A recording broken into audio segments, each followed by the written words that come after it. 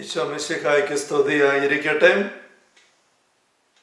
പരിശുദ്ധ അമ്മയുടെ മാധ്യസ്ഥം നമുക്ക് ഒരുമിച്ച് പ്രാർത്ഥിക്കാം.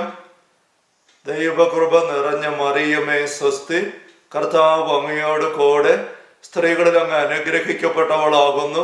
അങ്ങയുടെ ഉദരത്തിന്റെ ഫലമായി ഈശോ അനുഗ്രഹിക്കപ്പെട്ടവനാകുന്നു. പരിശുദ്ധ മറിയമേ തമ്പുരാന്റെ അമ്മേ, പാപികളായി ഞങ്ങൾക്ക് വേണ്ടി ഇപ്പോഴും ഞങ്ങളുടെ മരണസമയത്തും തമ്പുരാനോട് അപേക്ഷിച്ചു വരണമേ. ആമേൻ. ദൈവകൃപ നിറഞ്ഞ മറിയമേ സ്വസ്തി, കർത്താവ് അങ്ങയോട് കൂടെ സ്ത്രീകളിൽ അങ്ങ് അനുഗ്രഹിക്കപ്പെട്ടവളാകുന്നു. അങ്ങയുടെ ഉദരത്തിന്റെ ഫലമായി ഈശോ അനുഗ്രഹിക്കപ്പെട്ടവനാകുന്നു. പരിശുദ്ധ മറിയമേ തമ്പുരാന്റെ അമ്മേ, പാപികളായി ഞങ്ങൾക്ക് വേണ്ടി ഇപ്പോഴും ഞങ്ങളുടെ മരണസമയത്തും തമ്പുരാനോട് അപേക്ഷിച്ചു വരണമേ. ആമേൻ. ദൈവകൃപ നിറഞ്ഞ മറിയമേ സ്വസ്തി, കർത്താവ് അങ്ങയോട് കൂടെ സ്ത്രീകളിൽ അങ്ങ് അനുഗ്രഹിക്കപ്പെട്ടവളാകുന്നു. അങ്ങയുടെ ഉദരത്തിന്റെ ഫലമായി ഈശോ അനുഗ്രഹിക്കപ്പെട്ടവനാകുന്നു. പരിശുദ്ധ മറിയമേ തമ്പുരാന്റെ അമ്മേ, പാപികളായി ഞങ്ങൾക്ക് വേണ്ടി ഇപ്പോഴും ഞങ്ങളുടെ മരണസമയത്തും തമ്പുരാനോട് അപേക്ഷിച്ചു വരണമേ. ആമേൻ. ദൈവകൃപ നിറഞ്ഞ മറിയമേ സ്വസ്തി, കർത്താവ് അങ്ങയോട് കൂടെ സ്ത്രീകളിൽ അങ്ങ് അനുഗ്രഹിക്കപ്പെട്ടവളാകുന്നു. അങ്ങയുടെ ഉദരത്തിന്റെ ഫലമായി ഈശോ അനുഗ്രഹിക്കപ്പെട്ടവനാകുന്നു. പരിശുദ്ധ മറിയമേ തമ്പുരാന്റെ അമ്മേ, പാപികളായി ഞങ്ങൾക്ക് വേണ്ടി ഇപ്പോഴും ഞങ്ങളുടെ മരണസമയത്തും തമ്പുരാനോട് അപേക്ഷിച്ചു വരണമേ. ആമേൻ. പിതാവിനും പുത്രനും പരിശുദ്ധാത്മാവിനും സ്തുതി, അതിലെ പോലെ ഇപ്പോഴും എപ്പോഴും എന്നേക്കും. ആമേൻ. പരിശുദ്ധ പരമ ദിവ്യകാരുണ്യത്തിന് എന്നേരവും ആരാധനയും സ്തുതിയും പുകഴ്ചയും ഉണ്ടായിരിക്കട്ടെ. പരിശുദ്ധ പരമ ദിവ്യകാരുണ്യത്തിന് എന്നേരവും ആരാധനയും സ്തുതിയും പുകഴ്ചയും ഉണ്ടായിരിക്കട്ടെ. പരിശുദ്ധ പരമ ദിവ്യകാരുണ്യ ഈശോയ്ക്ക് എന്നേരവും ആരാധനയും സ്തുതിയും പുകഴ്ചയും ഉണ്ടായിരിക്കട്ടെ. ഈശ്വരേറ്റവും സ്നേഹമുള്ള സഹോദരരെ, നമ്മുടെ ധ്യാനത്തിൻ്റെ 67ാമത്തെ സെഷനാണല്ലോ ഇത്. രണ്ടാം പ്രമാണത്തെക്കുറിച്ചുള്ള 31ാമത്തെ സെഷനും നമ്മളുടെ ഭൗതികമായ ജീവിത സാഹചര്യങ്ങളിൽ ദൈവത്തിൻ്റെ നാമത്തിന് മഹത്വം ഉണ്ടാകത്തക്ക രീതിയിൽ നമുക്ക് അവയെ എങ്ങനെ വിശുദ്ധീകരിച്ചെടുക്കാനായിട്ട് സാധിക്കും എന്ന് നമ്മൾ ചിന്തിക്കുകയായിരുന്നു. ജെറീക്കോ പ്രാർത്ഥനയെപ്പറ്റി നമ്മൾ ചിന്തിച്ചുകൊണ്ട് ദൈവത്തിൻ്റെ നാമത്തിന് ബഹുമാനവും പൂജ്യതയും സ്വാധീനവും സാന്നിധ്യം ലഭിക്കുന്നതിന് പകരം തിന്മയുടെ നാമങ്ങൾക്കും സാന്നിധ്യങ്ങൾക്കും അവകാശം കിട്ടിയ അവസ്ഥകൾ നമ്മുടെയൊക്കെ പറമ്പുകളിലും വീടുകളിലും ഒക്കെ കയറി കിടക്കുന്നത് കൊണ്ട് അതിലൂടെയുള്ള തിന്മയുടെ ദുസ്വാധീനം നമ്മളെ ഞെരുക്കി നമ്മുടെ ജീവിതം തന്നെയും ദൈവമഹത്വത്തിന് നിരക്കുന്ന രീതിയിലാകാൻ പറ്റാതെ പോകുന്നു എന്ന് നമ്മൾ കഴിഞ്ഞ പോയ സെഷനുകളൊക്കെ നിന്നിട്ട് കാണുകയായിരുന്നു. ജെറീക്കോ പ്രാർത്ഥന എന്നുള്ള ഒരു ആത്മീയ അഭ്യാസം ഉപയോഗിച്ചുകൊണ്ട് നമുക്ക് ഈ ഒരു ഭൗതികമായ പൈശാചിക സ്വാധീനങ്ങളെ വിടുവിച്ചെടുക്കാനായിട്ട് അവയിൽ നിന്നും വിടുതലെടുത്ത് ദൈവികമായ തിരുനാമ സാന്നിധ്യം കൊണ്ട് ദൈവത്തെ സാന്നിധ്യം കൊണ്ട് അവയെ നിറച്ചെടുക്കാനായിട്ട് നമുക്ക് സാധിക്കുമെന്ന് നമ്മൾ ചിന്തിക്കുകയായിരുന്നു. ജെറീക്കോ പ്രാർത്ഥനയ്ക്ക് ആധാരമായിട്ടുള്ള ജോഷുവയുടെ നേതൃത്വത്തിൽ ഇസ്രായേൽക്കാർ ജെറീക്കോ നഗരം കീഴ്പ്പെടുത്തുന്നതായ സംഭവം ജോഷുവയുടെ പുസ്തകത്തിൽ 6ാമത്തെ അധ്യായത്തിൽ കാണുന്ന നമ്മൾ ശ്രദ്ധിച്ചു. അവിടെ ദൈവം പറയുന്നത് 4 കാര്യങ്ങൾ, ആ ഒരു ദൈവത്തിൻ്റെ നിർദ്ദേശങ്ങളിൽ നമുക്ക് ശ്രദ്ധിക്കാൻ സാധിക്കുന്ന 4 കാര്യങ്ങൾ അടിസ്ഥാനമാക്കി നമുക്ക് എങ്ങനെ ജെറീക്കോ പ്രാർത്ഥന നടത്താൻ പറ്റും. അതിപ്പോൾ ചിന്ത ചെയ്ത് കഴിഞ്ഞ സെഷനിൽ നമ്മൾ 1ാമത്തെ ഒരു വ്യവസ്ഥ കാണുകയുണ്ടായി. അത് കർത്താവിൻ്റെ വാഗ്ദാന പേടകം എടുക്കുക എന്നുള്ളതായിരുന്നല്ലോ. കർത്താവിന് വാഗ്ദാന പേടകം എടുക്കുക എന്ന് പറയുമ്പോൾ ദൈവ സാന്നിധ്യമുള്ളവരായിട്ട് മാറുക. ദൈവത്തിൻ്റെ സാന്നിധ്യം നമ്മിൽ നിറയെ എടുത്തിട്ട് ആ സാന്നിധ്യവുമായിട്ട് നമുക്ക് നമ്മുടെ ജീവിതത്തിൻ്റെ ഭൗതികമായ സാഹചര്യങ്ങളിലേക്ക് ഇറങ്ങി ചെല്ലണം. ഹോരേബ് ദൈവം അഗ്നിയിൽ ഇറങ്ങി വന്നു മുൾപടർപ്പിൽ. അപ്പോൾ അവിടെ വിശുദ്ധീകരിക്കപ്പെട്ടു. ജോസഫ് പൊത്തിഫറിന്റെ വീട്ടിൽ കർത്താവിൻ്റെ ആത്മാവ് നിറഞ്ഞ വ്യക്തിയായിട്ട് ജീവിക്കുമ്പോൾ അവിടെ കടന്നു ചെന്നപ്പോൾ അവിടെയുള്ള തിന്മകൾ മാറി അനുഗ്രഹമുണ്ടായി. അങ്ങനെ ദൈവസാന്നിധ്യം നമുക്ക് ഇറക്കിയെടുക്കാനായിട്ട് സാധിക്കണം നമ്മുടെ വീടുകളിലേക്കും പറമ്പുകളിലേക്കും. വാഗ്ദാന പേടകം എടുക്കുക എന്നുള്ള ഇസ്രായേൽക്കാർ അന്ന് അനുഭവിച്ചത് നമുക്കറിയാം, കർത്താവിൻ്റെ സാന്നിധ്യത്തിന് അടയാളമായിട്ടാണ്. അങ്ങനെ അവർ ആ ജെറീക്കോയ്ക്ക് ചുറ്റും പോയപ്പോഴാണ് ആ കോട്ട തകർന്നു വിടാൻ ഇട വന്നത്. നമുക്കിന്ന് സാധിക്കുന്നത് കർത്താവിൻ്റെ വാഗ്ദാന ഘടകമായിട്ട് നമ്മുടെ ജീവിതങ്ങളാണ് മാറേണ്ടത് എന്ന് നമ്മൾ കഴിഞ്ഞ ശേഷം കാണുകയുണ്ടായി. അത് ദിവ്യകാരുണ്യ സ്വീകരണം വഴിയായിട്ടാണ് നമുക്ക് ഏറ്റവും കരുത്തോടുകൂടി ചെയ്യാൻ സാധിക്കുക എന്ന് നമ്മൾ കണ്ടു. കുറച്ച് കാര്യങ്ങൾ നമ്മൾ അതേപ്പറ്റി ചിന്തിച്ചു. എന്തുകൊണ്ടാണ് ദിവ്യകാരുണ്യ സ്വീകരണം വഴി നമുക്ക് ജെറിക്കോ പ്രാർത്ഥന കരുത്തെടുക്കേണ്ടത്? വളരെ ലളിതമായിട്ട് സിമ്പിളായിട്ടും പറയുമ്പോൾ ചെയ്യേണ്ട കാര്യം, ഒന്നാമത്തെ വ്യവസ്ഥ, ഈ ജെറിക്കോ പ്രാർത്ഥന നടക്കുന്ന ദിവസങ്ങളിലെല്ലാം ആ പ്രാർത്ഥന നടത്തുന്ന വ്യക്തികളില്, കുടുംബത്തില് ഒരാളെങ്കിലും ദേവാലയത്തിലെത്തി തിരുവോസ്ത രൂപനായ ഈശോയെ സ്വീകരിക്കുക. ദീപികാരുടെ നാഥനെ തങ്ങളുടെ ജീവിതത്തിലേക്ക് സ്വീകരിച്ച് ആ ദീപികാരനെ സ്വീകരിച്ച അവസ്ഥയിൽ ഈശോയും കൊണ്ട് വീട്ടിലേക്ക് വരിക. കുടുംബാംഗങ്ങള് എല്ലാവരും സഹകരിക്കുന്നവരും ബോധ്യമുള്ളവരും പറ്റുന്നവരുമാണ് എങ്കിൽ ജെറിക്കോ പ്രാർത്ഥന നടത്തുമ്പോൾ കുടുംബാംഗങ്ങള് എല്ലാവരും ദീപികാരനെ സ്വീകരിക്കുക. അപ്പോൾ ആ ദിവസങ്ങളിൽ പള്ളിയിൽ പോയി കുർബാനയെ സംബന്ധിച്ച് ഈശോയെ സ്വീകരിച്ചുകൊണ്ട് ഈശോയെ കൂട്ടിക്കൊണ്ട് വരണം. അങ്ങനെ ഈശോയുടെ സാന്നിധ്യം വാഗ്ദാന ഇവിടെ എടുത്തുകൊണ്ട് ഇസ്രായേൽക്കാർ മുഴുവൻ നീങ്ങുമെന്ന് പറയുന്ന പോലെ ദീപികാരന്റെ സാന്നിധ്യം എടുത്തുകൊണ്ട് നമ്മുടെ ഭവനത്തിലേക്ക് വരണം. ഒരു വ്യക്തി എങ്കിലും നമുക്ക് ഈ ഒരു കാര്യത്തിന്റെ വാഗ്ദാന ഘടകം എടുക്കുക എന്നുള്ള ഒരു വ്യവസ്ഥ പൂർത്തീകരിക്കാൻ പറ്റുകയുള്ളൂ. അത് വീട്ടിൽ എത്രമാത്രം പേര് അതിന് തയ്യാറാകുന്നോ, തയ്യാറാകുന്ന അത്രയും കരുത്താണെന്ന് അറിയുക. അപ്പൊ ദീപികാരന്റെ സ്വീകരണം ഇങ്ങനെ നടത്തുമ്പോൾ നമ്മൾ നേരത്തെ ഈ രണ്ടാം പ്രമാണത്തിന്റെ ഭാഗമായിട്ട് തന്നെ ദൈവത്തിന്റെ തിരുനാമം നിറഞ്ഞു നിൽക്കുന്ന ഒരു വേദിയാണ്, ഒരു രഹസ്യമാണ് വിശുദ്ധ കുർബാന, ദിവ്യകാരുണ്യം. നമ്മളത് കണ്ടതാണ്. അവിടെ ദിവ്യകാരുണ്യത്തോട് കാണിക്കുന്ന ആദരവ്, എൻ്റെ ബലിപീഠത്തെ നിസ്സാരമെന്ന് നിങ്ങൾ കരുതി എന്ന് പറഞ്ഞുകൊണ്ട് മലാക്കി പ്രവാചകനിലൂടെ ദൈവം പുരോഹിതന്മാരെ വളരെ ശക്തമായി ഗൗരവത്തോടെ താക്കീത് കൊടുക്കുന്നത്, മുന്നറിയിപ്പ് കൊടുക്കുന്നത്, ശകാരിക്കുന്നത് നമ്മൾ മലാക്കി 2 കണ്ടതാണ്, മലാക്കി 1 കണ്ടതാണ്. അപ്പൊ അതിൻ്റെയൊക്കെ പശ്ചാത്തലത്തിൽ ദൈവത്തിന്റെ ബലിപീഠത്തെ നമുക്ക് ദൈവം സഞ്ചാര തിരിച്ച രക്തങ്ങൾ ആദരവോടെ സ്വീകരിക്കണം. ഫാത്തിമയിലെ മാലാഖ ആ കുഞ്ഞുങ്ങളുടെ മുമ്പിൽ ദീപികാരനുമായിട്ട് പ്രത്യക്ഷപ്പെട്ടിട്ട് ആ ദീപികാരനും ഇങ്ങനെ അന്തരീക്ഷത്തിൽ നിർത്തിയിട്ട് മുട്ടുകുത്തി ആ കുഞ്ഞുങ്ങളെ കൂട്ടി ആ ദീപികാരനത്തിനെതിരെ ലോകമെമ്പാടും ചെയ്യപ്പെടുന്ന നിന്ദാമാനങ്ങളെല്ലാം പ്രായശ്ചിത്തം അനുഷ്ഠിക്കാനായിട്ടുള്ള ഒരു പ്രാർത്ഥന പഠിപ്പിക്കുന്നത് നമ്മളോട് ശ്രദ്ധിച്ചതാണ്. പ്രാസ്യാമയുടെ ലിഖിതങ്ങളിലും ഒരുക്കമില്ലാതെ ദീപികാരുണ്യം ബലിയർപ്പിക്കാനായിട്ട് ദീപികാരന്റെ കരങ്ങളെടുക്കാനായിട്ട് വൈദികർ തയ്യാറാകുന്നതിനെ കുറിച്ച് ഈശോ നൊമ്പരത്തോടെ പറയുന്നത് നമ്മൾ കേട്ടത് ഓർമ്മിക്കണം. അവരുടെ അരയ്ക്കപ്പെട്ട കരങ്ങളിൽ ഞാൻ എഴുന്നള്ളേണ്ടി വരുന്നു എന്ന് പറഞ്ഞുകൊണ്ട് 2ാം പീഡാസഹനത്തിന്റെ അനുഭവം തന്നെ ഈശോ അവിടെ ദർശനത്തിന്റെ അഭിപ്രാസ്വാമിക്ക് കാണിച്ചു കൊടുക്കുന്നത് അവിടെ ലിഖിതങ്ങളിൽ കത്തുകൾ അവർ എഴുതിയിരിക്കുന്നത് നമ്മൾ വായിച്ചു കേട്ടതാണ്. അപ്പോൾ ദിവ്യകാരുണ്യത്തിലുള്ള കുർബാനയിലുള്ള ഈശോയുടെ തിരു സാന്നിധ്യത്തെ ആദരവോടെ നമ്മൾ സമീപിക്കണം എന്നുള്ളത് നമ്മൾ ഈ 2ാം പ്രമാണത്തിന്റെ വിജയത്തിന്റെ ഭാഗമായി നേരത്തെ കണ്ടു കഴിഞ്ഞ കാര്യങ്ങളും ഇവിടെ ഇപ്പൊ ഒന്നുകൂടെ എടുത്തു വെക്കണം.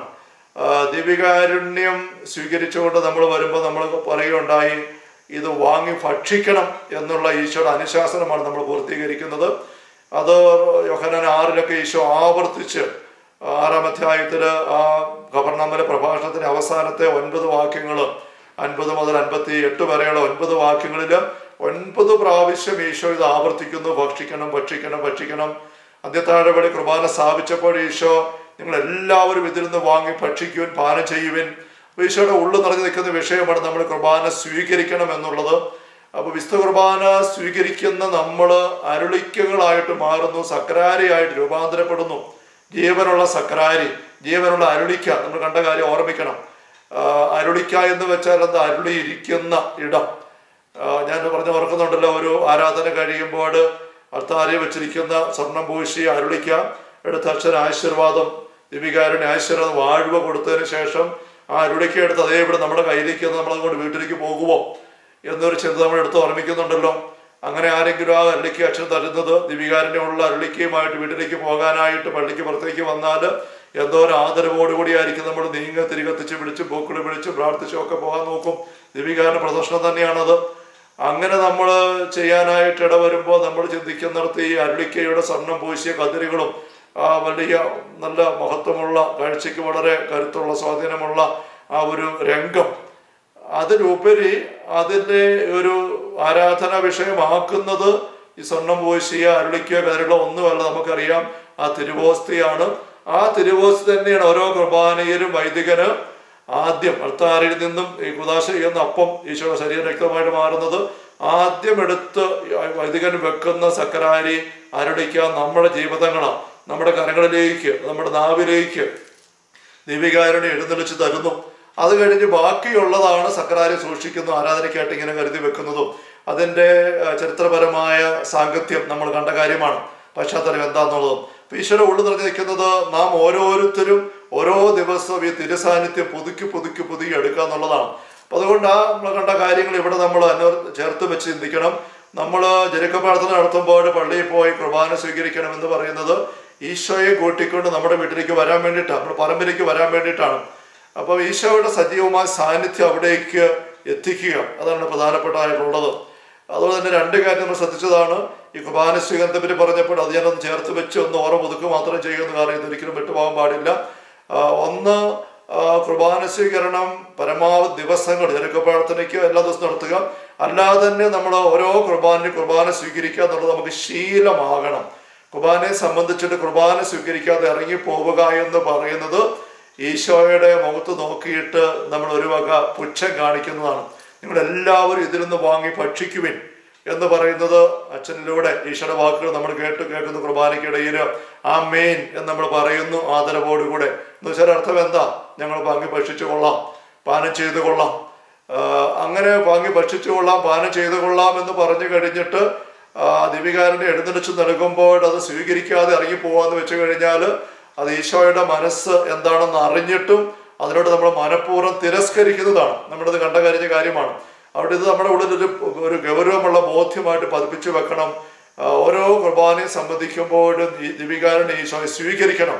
ചിലപ്പോഴൊക്കെ ചില ആൾക്കാർ ചോദിക്കാറുണ്ട്, ഒരു ധ്യാനത്തിൽ ഒരു സഹോദരി ഇത് ചോദിച്ചു, പെട്ടെന്ന് ചിന്ത മനസ്സിൽ വന്നുകൊണ്ട് ഞാനത് വിശദീകരിച്ച് പോവുകയാണ്. അച്ഛാ, തിരുശരീരവും തിരുരക്തവും രണ്ടായിട്ട് വാഴ്ത്തി രണ്ടും എല്ലാവരും വാങ്ങി ഭക്ഷിക്കണം, പാനം ചെയ്യണം എന്ന് അച്ഛൻ പറയുന്ന ഈശ്വര വാക്കുകൾ ഉരുവിട്ടുകൊണ്ട് ആമേനെന്ന് 2 പ്രാവശ്യം ഞങ്ങൾ പറയുന്നു കുർബാനയുടെ സ്ഥാപന വാക്യങ്ങളുടെ ഭാഗത്ത്. എന്നിട്ട് പിന്നെ കുർബാന എഴുന്നള്ളിച്ചാലും പലപ്പോഴും തിരുവോസ്തി മാത്രമാണല്ലോ വീഞ്ഞിനുമൊക്കെ അല്ലാതെ തിരുരക്തമില്ലാതെ സാദൃശ്യത്തിലല്ലാതെയാണല്ലോ തരുന്നത്. അതെങ്ങനെ ശരിയാവുന്നത് എന്നൊരു ചിന്ത കുറച്ച് ആൾക്കാരുടെ ഉള്ളിൽ ഉണ്ട്. അതിൻ്റെ ആരാധനാക്രമ ദൈവശാസ്ത്രപര വിശദീകരണം വളരെ കൃത്യമായിട്ടുള്ളതാണ്. എന്ന് വെച്ചാൽ ജീവനുള്ള തിരുശരീരമാണ് തിരുവോസ്തി. ജീവനുള്ള ഒരു ശരീരത്തിന് മാംസവും രക്തവും ഒരുമിച്ചാണ് ആയിരിക്കുന്നത് എന്നുള്ളത് ഒരു കാര്യം. അപ്പൊ ജീവനുള്ള ഈശോയെ നമ്മൾ തിരുവോസ്തി രൂപനായിട്ട് സ്വീകരിക്കുമ്പോൾ തിരുരക്തം ആ തിരുവോസ്തിയിൽ ഉണ്ട്. അതുണ്ട് എന്നുള്ളതിൻ്റെ അതിലുണ്ട് എന്നുള്ളതിൻ്റെ അടയാളമായിട്ടും കൂടെയാണ് വൈദികന് വിഭജന ശുശ്രൂഷയൊക്കെ ചെയ്യുമ്പോൾ ഈ ലത്തീൻ തിരുവോസ്തിയുടെ ഒരു ഭാഗം അടർത്തിയെടുത്ത് തിരുരക്തത്തിലേക്ക് ഇടും. പിന്നെ അവയെ തമ്മിൽ ഇങ്ങനെ മിക്സ് ചെയ്യും, ഒന്നാക്കും. സുരമലബാർ ക്രമത്തിലാണെങ്കിൽ തിരുവോസ്തി മുറിച്ച് വിഭജിച്ചതിന് ശേഷം തിരുവോസ്തിയുടെ ഒരു ഭാഗം എടുത്ത് കാസ്തീരെ തിരുരക്തത്തിൽ കുറിച്ചിട്ട് തിരുവോസ്മ ചെയ്തിട്ട് ആ തിരുരക്തം കൊണ്ട് ആ അപ്പം കൊണ്ട് ബാക്കിയുള്ള അപ്പം എല്ലാം പിലാസ്തയിലുള്ള ബാക്കി 2-ാം പകുതി, ആ പകുതി മാത്രമല്ല കുസ്തോതിയിൽ വെച്ചിരിക്കുന്ന കുദാശ ചെയ്ത ആരാധനയ്ക്ക് വെച്ചിരിക്കുന്ന തിരുവോസ്തി ആണെങ്കിൽ പോലും അതിലിങ്ങനെ കുരിശ് വരയ്ക്കും തിരുരക്തം കൊണ്ട്. അങ്ങനെ രക്തവും ശരീരവും ഒന്നാണ് എന്നുള്ള ഒരു അടയാളപ്പെടുത്തൽ ഒരു റാസയായിട്ട് രഹസ്യമായിട്ട് ഈ കുർബാനയുടെ അർപ്പണത്തിൽ വൈദികൻ ചെയ്യുന്നുണ്ട്. അതുകൊണ്ട് നമുക്ക് പ്രായോഗികമായിട്ട് ഒരുപാട് ആൾക്കാർ കുർബാന സ്വീകരിക്കുന്ന അവസരത്തിലൊക്കെ ചിലപ്പോൾ സാദൃശ്യത്തിൽ കുർബാന കൊടുക്കാൻ പറ്റാതെ വരുമ്പോൾ അത് ഒരു പോരായ്മയില്ല എന്ന് നമ്മൾ അറിയണം. എങ്കിലും സഭയുടെ നിർദ്ദേശം സാധിക്കുന്നിടത്തോളം സാദൃശ്യങ്ങളിൽ തന്നെ വിശുദ്ധ കുർബാന എഴുന്നള്ളിച്ച് കൊടുക്കണമെന്ന് തന്നെയാണ്. ചിലപ്പോഴൊക്കെ സാധിക്കാതെ വരാം, ചിലപ്പോൾ പ്രായമുള്ള അച്ഛന്മാരോ അല്ലെങ്കിൽ ഒത്തിരി ആൾക്കാരോ ഒക്കെ ഉള്ളപ്പോൾ ചിലപ്പോൾ സാധിച്ചെന്ന് വരികയില്ല. എങ്കിൽ നമുക്കൊരു കലക്കം ആവശ്യമില്ല. സഭ അത് ഈ രീതിയിൽ ക്രമീകരിച്ചിട്ടുണ്ട്. പരിശുദ്ധാത്മാവിന്റെ ക്രമീകരണം അവിടെ ഉണ്ട് എന്ന് അറിയുക. അപ്പോൾ ഈ തിരുശരീരക്തങ്ങൾ സ്വീകരിക്കുക എന്നുള്ളത് ഓരോ കുർബാനയെ സംബന്ധിക്കുമ്പോഴും നമ്മുടെ ഒരു ശീലമാക്കണം. അത് നമ്മൾ ഭൗഷ്ഠീയനയുടെ ഡയറിയിൽ ഭൗഷ്ഠീയനയോട് ഒരിക്കലും ഭൗഷ്ഠീയന കുർബാന സ്വീകരിക്കാനായിട്ട് മടിച്ച് സംശയിച്ചു, തനിക്ക് ഒരുക്കമില്ല, യോഗ്യതയില്ല, എന്തൊരു പാപത്തിന്റെ അവസ്ഥ വന്നിട്ടുണ്ടെന്ന് കരുതിക്കൊണ്ട് അങ്ങനെ മടിച്ചു നിന്ന് കഴിഞ്ഞപ്പോൾ ഈശോ പറയുന്ന ഒരു ഭാഗം ഞാൻ ഈ പുസ്തകത്തിനകത്ത് വായിച്ച് കേൾപ്പിച്ചിട്ട് അവരെ കൃത്യം ഓർമ്മിക്കുന്നില്ല. അവിടെ ഈശോ പറയുന്നൊരു വാക്യം ഭൗഷൻ എഴുതിയിരിക്കുന്നത് ഇങ്ങനെയാണല്ലോ: നീ ഒരു മാരകപാപത്തിൽ പെട്ടു എന്ന് നിനക്ക് ഉണ്ടെങ്കിൽ മാത്രമേ നീ കുർബാന സ്വീകരണം ഒഴിവാക്കാവൂ. അതല്ലാത്ത അവസരങ്ങളെല്ലാം കുർബാന സ്വീകരിക്കാൻ അണയണം. സെപ്രാസ്യ അമ്മയുടെ ലിഖിതങ്ങളിൽ നിന്നും ഞാനൊരു സംഭവം ഇവിടെ വായിച്ച് കേൾപ്പിച്ചതാണ്. തൻ്റെ ആത്മീയ പിതാവ് മേനാശ്ശേരി ബിഷപ്പുമായിട്ട് പ്രാസ്യാമ്മ അല്പം ഒരു അസ്വസ്ഥതയിൽ ആയിരുന്ന ഒരു അവസരത്തിൽ പിതാവുമായിട്ട് കണ്ട് കാര്യങ്ങൾ പറഞ്ഞു തീർക്കാനായിട്ട് പറ്റിയില്ല, മാപ്പ് ചോദിക്കാൻ പറ്റിയില്ല. അതുകൊണ്ട് പിതാവ് ക്ഷമിച്ചില്ല എന്ന് വെച്ചുകൊണ്ട് കുർബാന സ്വീകരിക്കാൻ ഒരുക്കമില്ലാതെ മനസ്സില്ലാതെ എപ്രാസ്യം മാറി നിൽക്കുന്നതും മാതാവ് നിർബന്ധിക്കുന്നതും, അങ്ങനെ 3 ദിവസം മാതാവ് നിർബന്ധിക്കുന്നു, എന്നിട്ട് എപ്രാസ്യം സ്വീകരിക്കുന്നില്ല. അതിന് ഫലമായിട്ട് ചില കാര്യങ്ങളൊക്കെ അവിടെ ഇങ്ങനെ പള്ളിയിൽ ബന്ധപ്പെട്ട ചില തിരുവോസ്തി വെച്ചിരിക്കുന്ന പാത്രം തുറക്കാൻ പറ്റാതെ വരുന്നു, ഓസ്തി ഉണ്ടാക്കാൻ വെച്ചിരിക്കുന്ന മാവപ്പൊടി നിലത്ത് തൂകിപ്പോകുന്നു, മറിഞ്ഞു വീഴുന്നു. അങ്ങനെയൊക്കെയുള്ള കുറേ കാര്യങ്ങൾ ഇങ്ങനെ മാതാവിൻ്റെ അതൃപ്തി അല്ലെങ്കിൽ മാതാവ് അതിനെ ബോധ്യപ്പെടുക്കാൻ അടയാളമായിട്ട് കാണിക്കുന്നതും, അവസാനം ഈശോ തന്നെ വന്ന് നീ കുർബാന സ്വീകരിക്കണം നിർബന്ധമായിട്ട് പറയുന്നതും ഒക്കെ ഒരു സംഭവം നമ്മൾ കണ്ടതാണ്. അപ്പോൾ അവിടെ ഈശോ പറയുന്നുണ്ട്, കുർബാന സ്വീകരിക്കാതെ ഒരു വ്യക്തി കുർബാനയെ സംബന്ധിച്ചിട്ട് മാറി നിൽക്കുക അല്ലെങ്കിൽ പോകുക വെച്ചാൽ ഈശോയ്ക്ക് വലിയ നൊമ്പരമാണ്. നമ്മുടെ വീടുകളിലാണെങ്കിൽ പോലും നല്ലൊരു ഭക്ഷണം ഉണ്ടാക്കി നമ്മൾ അതിഥികളെ സ്വീകരിച്ച് കഴിയുമ്പോൾ അവർക്ക് ഓരോരുത്തർക്കും വേണ്ടി പറ്റിയ ഭക്ഷണം അവരുടെ പ്രായവും രീതിയൊക്കെ വെച്ചുള്ളതെല്ലാം കരുതി ആവശ്യത്തിന് ആൾക്കാർ എത്രയുണ്ടോ അതനുസരിച്ചുള്ള ക്വാണ്ടിറ്റിയും കരുതി വെച്ച് എല്ലാം റെഡിയാക്കി വിളമ്പിക്കൊണ്ട് വരുമ്പോൾ കുറച്ച് പേര് കഴിക്കാതെ കൈയും കെട്ടി മാറിയിരിക്കുന്നു, അല്ലെ വിളമ്പ് ചില സാധനങ്ങൾ അത് വേണ്ട എന്ന് പറയുമ്പോൾ ആത്മാർത്ഥതയോടെ ഒരുക്കി ഏതൊരു കുടുംബനിക്കും ഒരു ആതിഥേയനും അത് ബുദ്ധിമുട്ടാണ്, സങ്കടമാണ്. അവിടെ നിവൃത്തി ഉണ്ടെങ്കിൽ നമ്മുടെ ഒരു വിരുന്നനോ അല്ലെങ്കിൽ ഒരു അതിഥിയായിട്ട് വീട്ടിൽ ചെല്ലുമ്പോൾ അവർ സന്തോഷത്തോടെ വിളമ്പുന്നത് നമ്മൾ നിവൃത്തി ഉണ്ടെങ്കിൽ കഴിക്കുക എന്നുള്ളത് നമ്മുടെ ഇഷ്ടവും താല്പര്യം നോക്കാതെ വലിയ ആരോഗ്യ പ്രശ്നങ്ങളൊന്നും ഉണ്ടാകുകയല്ലെങ്കിൽ പരമാവധി കഴിക്കുക. ഈശോ പറയുന്ന ഉപദേശം അത് തന്നെയാണല്ലോ, നിങ്ങൾ ശുശ്രൂഷ ചെയ്ത് പോകുമ്പോൾ ഒരു സ്ഥലത്ത് ചെല്ലുമ്പോൾ നിങ്ങൾ വിളമ്പി തരുന്നതിന് കഴിക്കുക, നിങ്ങൾ ഒരു വിളമ്പെന്ന് കഴിക്കുക എന്നാണ് ഈശോ പറയുന്നത്. ഞാനത് പറയുന്നതെന്ന് ചോദിച്ചാൽ ഇത് നമുക്ക് സാധാരണ ഒരു അനുഭവം, നമ്മുടെ വീട്ടിൽ ചെല്ലുമ്പോൾ നമുക്ക് വേണ്ടി പ്രത്യേക ഭക്ഷണം ഒരുക്കിയതും കൂടി ആണെങ്കിൽ അത് കഴിക്കാതെ പോകുമ്പോൾ എന്തൊരു നൊമ്പരമാണ്. അപ്പോൾ അത് നമ്മുടെ ദൈവികാരുണ്യം കുർബാനയെ സംബന്ധിക്കാനായിട്ട് വരുമ്പോൾ അവിടെ അവിഭാജ്യമായ ഒരു ഘടകമാണ് കുർബാന സ്വീകരിക്കുക. നിങ്ങളെല്ലാവരും ഇതിൽ നിന്ന് വാങ്ങി ഭക്ഷിക്കുകയും പാനം ചെയ്യുകയും നമ്മൾ ആമേൻ പറയുകയും ചെയ്യുന്നു. എന്നിട്ട് നമ്മൾ ഭക്ഷിക്കാതെ പാനം ചെയ്യാതെ കയ്യും കെട്ടി മാറി നിൽക്കുക, നോക്കി നിൽക്കുക, അങ്ങനെ ചെയ്യുന്നത് വലിയ പോരായ്മയാണ് നമ്മൾ അറിയണം. അങ്ങനെ ഒരിക്കലും നമ്മുടെ ജീവിതത്തിൽ ഇനി മേലാല് സ്നേഹമുള്ള സഹോദരങ്ങളെ സംഭവിക്കരുത്. സാമാന്യ ഗൗരവമുള്ള പാപത്തിലാണ് പെട്ടിരിക്കുന്നതെങ്കിൽ പോലും കുമ്പസാരിക്കാൻ അണയുന്ന പോലെ ഉള്ള അനുദപിച്ച് വന്ന് മുട്ടുകൊത്തി കുമ്പസാരിക്കാൻ പറ്റുന്ന കുമ്പസാരിക്കും കുർബാനയ്ക്ക് മുമ്പ് അതിന് വരിക പറ്റുന്നില്ല. ഈ കുർബാനയ്ക്ക് മുമ്പ് ഒന്ന് മുട്ടുകൊത്തി ഈശ്വരന് മാപ്പ് ചോദിച്ചാൽ ഈശോയെ എനിക്ക് കുമ്പസാരിക്കാൻ പറ്റിയില്ല, കുർബാനയ്ക്ക് മുമ്പ് എനിക്ക് അങ്ങയെ സ്വീകരിക്കണം, അങ്ങേക്ക് എൻ്റെ ഉള്ളിൽ വരെ ആഗ്രഹമല്ലേ, എൻ്റെ ഉള്ളിൽ ഇങ്ങനെ പാപത്തിൽ പെട്ടുപോയ അഴുക്ക എൻ്റെ ഉള്ളിൽ, പക്ഷെ അങ്ങ് പാവമോചനത്തിനായിട്ടും സ്വയം മുറിച്ച ശരീരവും ചിന്തിയ രക്തമാണല്ലോ. ഈശോയെ എന്നിലേക്ക് വരണേ, എൻ്റെ ഈ അഴുക്ക് മുഴുവൻ കഴുകാൻ എന്നിലേക്ക് വരണമേ, ഞാൻ കുമ്പസാരത്തിന് ഔപചാരികമായിട്ട് ഏറ്റു പറഞ്ഞുകൊള്ളാം, ഏറ്റവും അടുത്ത അവസരത്തിൽ കുർബാന കഴിയുമ്പോൾ തന്നെ പറ്റുമെങ്കിൽ എന്ന് ഈശോയ്ക്ക് ഉറപ്പ് കൊടുത്തുകൊണ്ട് മാപ്പ് ചോദിച്ചുകൊണ്ട് കുർബാന സ്വീകരിക്കാനാണ് എന്ന ഒരു വ്യക്തിയും കുർബാനയോട് അനാദരവ് കാണിക്കുന്നില്ല. സ്നേഹമുള്ള സഹോദരനെ ശങ്കയൊന്നും വേണ്ട. കാരണം നമ്മുടെ പാപം നമ്മൾ ഏറ്റുപറഞ്ഞ് അംഗീകരിച്ച് കുമ്പസാരിക്കാൻ സാഹചര്യം കൊണ്ട് സാധിച്ചില്ല, ഉപേക്ഷ കാണിച്ചായിരിക്കരുത്, അത് വേണ്ടത് വെച്ചതായിരിക്കരുത്, അലഭാവം കാണിച്ചായിരിക്കരുത്, ആത്മാർത്ഥമായിട്ട് ആഗ്രഹിച്ചു പരിശ്രമിച്ച് സാധിച്ചില്ല എന്നുള്ള കുർബാന സ്വീകരിക്കാനാണ് ഇപ്പം ഇങ്ങനെ അണയുന്നത് തന്നെ ഈശോയ്ക്ക് ഇഷ്ടം നമ്മൾ അറിയുക. അപ്പം അത് നമ്മൾ കുർബാന സ്വീകരണം 2 കാര്യം ഞാൻ പറഞ്ഞല്ലോ. ഒന്ന്, എല്ലാ കുർബാന സ്വീകരിക്കുക. രണ്ടാമത്തേത് പിന്നെ സഭയുടെ നിർദ്ദേശമുണ്ടല്ലോ, ഒരു ദിവസം തന്നെ ഒന്നിലധികം കുർബാന സംബന്ധിക്കുമ്പോൾ ഒരു കുർബാനയ്ക്ക് ഈശോയെ സ്വീകരിച്ചാൽ മതി ദൈവികാരനാഥനായിട്ട്. അന്നു വേണ്ടി ആഹാരം അന്നത്തേക്കുള്ളത് നമുക്ക് ലഭിച്ചു കഴിഞ്ഞു. അതാണ് സഭയുടെ പൊതുവായ നിർദ്ദേശം എന്ന കാര്യം ഓർത്തിരിക്കുക. രണ്ടാമത്തേത്, നമ്മളിങ്ങനെ പതിവായിട്ട് സ്വീകരിക്കുമ്പം അത് അലംഭാവമായിട്ട് വരരുത്, യാന്ത്രികമായിട്ട് പോകരുത് എന്നുള്ളതാണ്. ഓരോ ദിവസവും പുതിയ സ്നേഹത്തോടെ പുതിയ ബോധ്യത്തോടെ ഒരുങ്ങി സ്വീകരിക്കണം. അതിന് പ്രാധാന്യം നമ്മൾ കണ്ടു കഴിഞ്ഞതാണ്.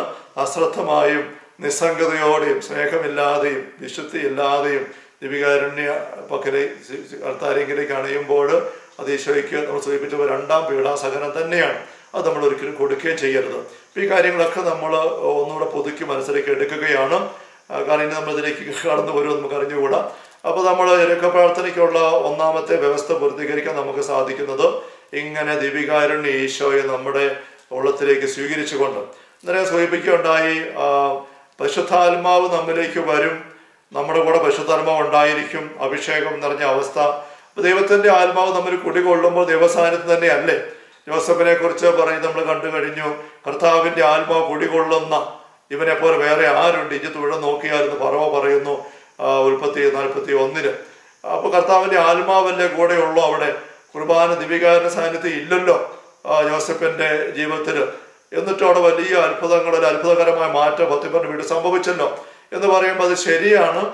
എങ്കിലും നമുക്ക് ഈശോയുടെ സാന്നിധ്യമുള്ള വ്യക്തികളായിട്ട് മാറാനായിട്ട് നമുക്ക് അഭിഷേകത്തിൽ പ്രാർത്ഥിച്ച് പരിശുദ്ധ സാന്നിധ്യം നിറഞ്ഞങ്ങനെ ആയിരിക്കുമ്പോൾ സാന്നിധ്യം ഉണ്ട്. എങ്കിൽ പോലും അതിനും അപ്പുറത്ത് നമുക്ക് ഈ ജെറിക്കോ പ്രാർത്ഥനയുടെ ഒരു ഉന്നം സ്ഥലപരമായ വിശുദ്ധീകരണമാണ്. സ്ഥലത്ത് പദാർത്ഥ മേഖലയിൽ പതിഞ്ഞു കിടക്കുന്ന പൈശാചിക സാന്നിധ്യങ്ങളെ, സ്വാധീനങ്ങളെ, അവകാശങ്ങളെ, അശുദ്ധികളെ ദൂരീകരിക്കുക എന്നുള്ളതായതുകൊണ്ട് പദാർത്ഥപരമായ തമ്പുരാന്റെ സാന്നിധ്യം നമ്മിലേക്ക് എടുക്കാൻ സാധിക്കുന്ന ഏറ്റവും കരുത്തുള്ള മാർഗം അതാണ് വിശുദ്ധ കുർബാന. ആ കുർബാന വഴി ദീപികാരനെ സ്വീകരിച്ചുകൊണ്ട് ഈശോയെ നമ്മിലേക്ക് വരുത്തി കർത്താവിന്റെ വാഗ്ദാന ഘടകമായി നമ്മൾ ഇറങ്ങി ചെല്ലുമ്പോൾ അതിന് അസാമാന്യമായ ഒരു കരുത്തുണ്ട്. കാരണം ആ ദിവ്യകാരുണ്യം, ആ അപ്പം വീഞ്ഞ് അത് നമ്മൾ ഭക്ഷിക്കുമ്പോൾ നമ്മുടെ ശരീരം മുഴുവനിലേക്ക് ഒരു രൂപാന്തരീകരണ സ്പർശനം പദാർത്ഥപരമായിട്ട് തന്നെ ലഭിക്കുകയാണ്. ആ തമ്പുരാനെ ക്രമീകരിച്ചിരിക്കുന്നതാണ് പദാർത്ഥപരമായിട്ട് തന്നെ. അപ്പൊ നമ്മുടെ വീടിരിക്കുന്ന പറമ്പും വീടും ആ പദാർത്ഥങ്ങൾ അവിടെയാണല്ലോ അഴുക്ക് പതിഞ്ഞു കിടക്കുന്നത്.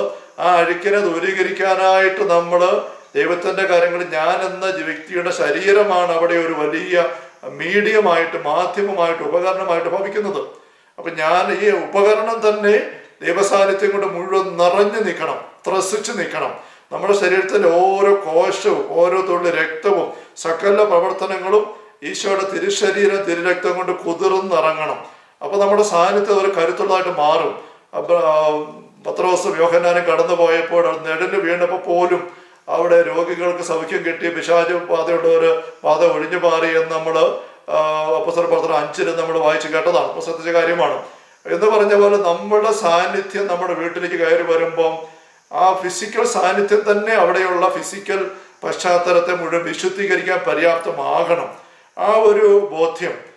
അതുകൊണ്ടാണ് നമ്മൾ ഈ ഇറുക പ്രാർത്ഥനയ്ക്കുള്ള ഏറ്റവും ഉചിതമായ ഈ ഒന്നാം വ്യവസ്ഥ പൂർത്തീകരിക്കാനുള്ള മാർഗം, ഉചിതമായ മാർഗം ഈ ദിവ്യകാരുണ്യ സ്വീകരണം തന്നെയാണ് എന്ന് നമ്മൾ കാണുന്നത്. അതുകൊണ്ട് ആ കുർബാന സ്വീകരണത്തിലേക്ക് നമുക്ക് ഈ പറഞ്ഞ രീതിയിൽ ഒരുങ്ങി വന്ന് ഈശോയെ സ്വീകരിച്ചുകൊണ്ട് നമുക്ക് നമ്മുടെ ഭൗതിക സാഹചര്യങ്ങളിലേക്ക് വരാനായിട്ട് സാധിക്കട്ടെ.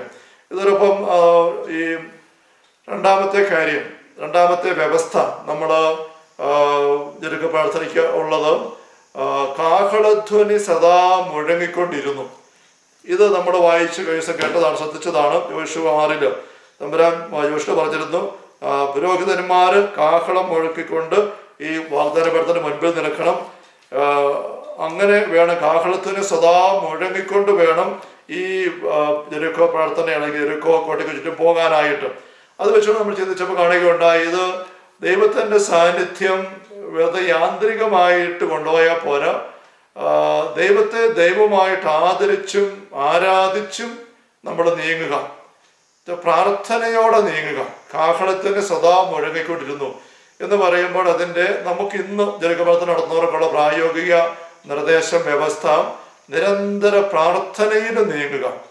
കുർബാന സ്വീകരിച്ച് വന്നിട്ട് നമ്മൾ കാഴ്ചയും കണ്ട് കയ്യും വീശി അതിലെതിരെ നോക്കി ചുമ്മാ കറങ്ങി നടന്നാൽ അത് നമ്മുടെ സാന്നിധ്യം അതിൽ തന്നെ പവർഫുൾ ആണ്, നമ്മൾ പറഞ്ഞു കഴിഞ്ഞു. കാരണം ഈശോ നമ്മുടെ കൂടെ ഉള്ളത് കൊണ്ട്. എങ്കിലും ആ ഈശോയുടെ സാന്നിധ്യത്തെ നമ്മൾ കരുത്തോടെ എടുത്ത് അറിഞ്ഞ് ഉപയോഗിക്കുമ്പോൾ അതിൻ്റെ കരുത്ത് പൂർണ്ണമായിട്ട് പ്രകടമാവുക. നമ്മൾ 2-ാം പ്രമാണത്തിൻ്റെ പൊതു തത്വമായിട്ട് കണ്ട ഒരു കാര്യം, ദൈവത്തിൻ്റെ നാം വൃഥ ഉപയോഗിക്കരുത്. അതിൻ്റെ പോസിറ്റീവ് വശം, ദൈവത്തിൻ്റെ നാം പൂജിതമാകണം.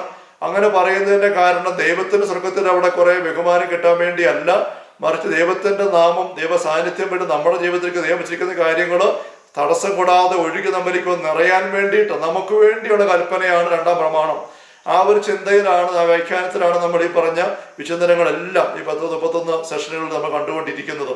അപ്പൊ ആ ഒരു ചിന്തയുടെ വീണ്ടും തിരിച്ചതിലേക്ക് വരുന്ന ഒരു അനുഭവം ഇവിടെ നമ്മൾ കാണുന്നത് ജെറിക്കോ പ്രാർത്ഥനയിൽ ദീപികാരന്റെ സാന്നിധ്യം സ്വീകരിച്ചിട്ട് നമ്മൾ കുർബാനയും കൊണ്ട് പോകുമ്പോൾ നമ്മൾ പറഞ്ഞില്ലേ, അരളിക്കയുമായിട്ട് പള്ളിക്ക് പുറത്തേക്ക് ഇറങ്ങുമ്പോൾ നമ്മൾ തിരിയും പൂക്കളും കൊടയും അല്ലെങ്കിൽ ബാലിക എല്ലാം എടുത്തുകൊണ്ട് ഇറങ്ങാനായിട്ട് നമ്മൾ ശ്രദ്ധിക്കും എന്ന് പറഞ്ഞതുപോലെ നമുക്ക് ഈശോയുടെ സാന്നിധ്യം, ഈശോ സാന്നിധ്യമായിട്ട് ആദരവോടെ ഏറ്റു പറഞ്ഞുകൊണ്ട് വേണം ചെല്ലാനായിട്ട്. പ്രവാചകനായിട്ട് സ്വീകരിക്കണം.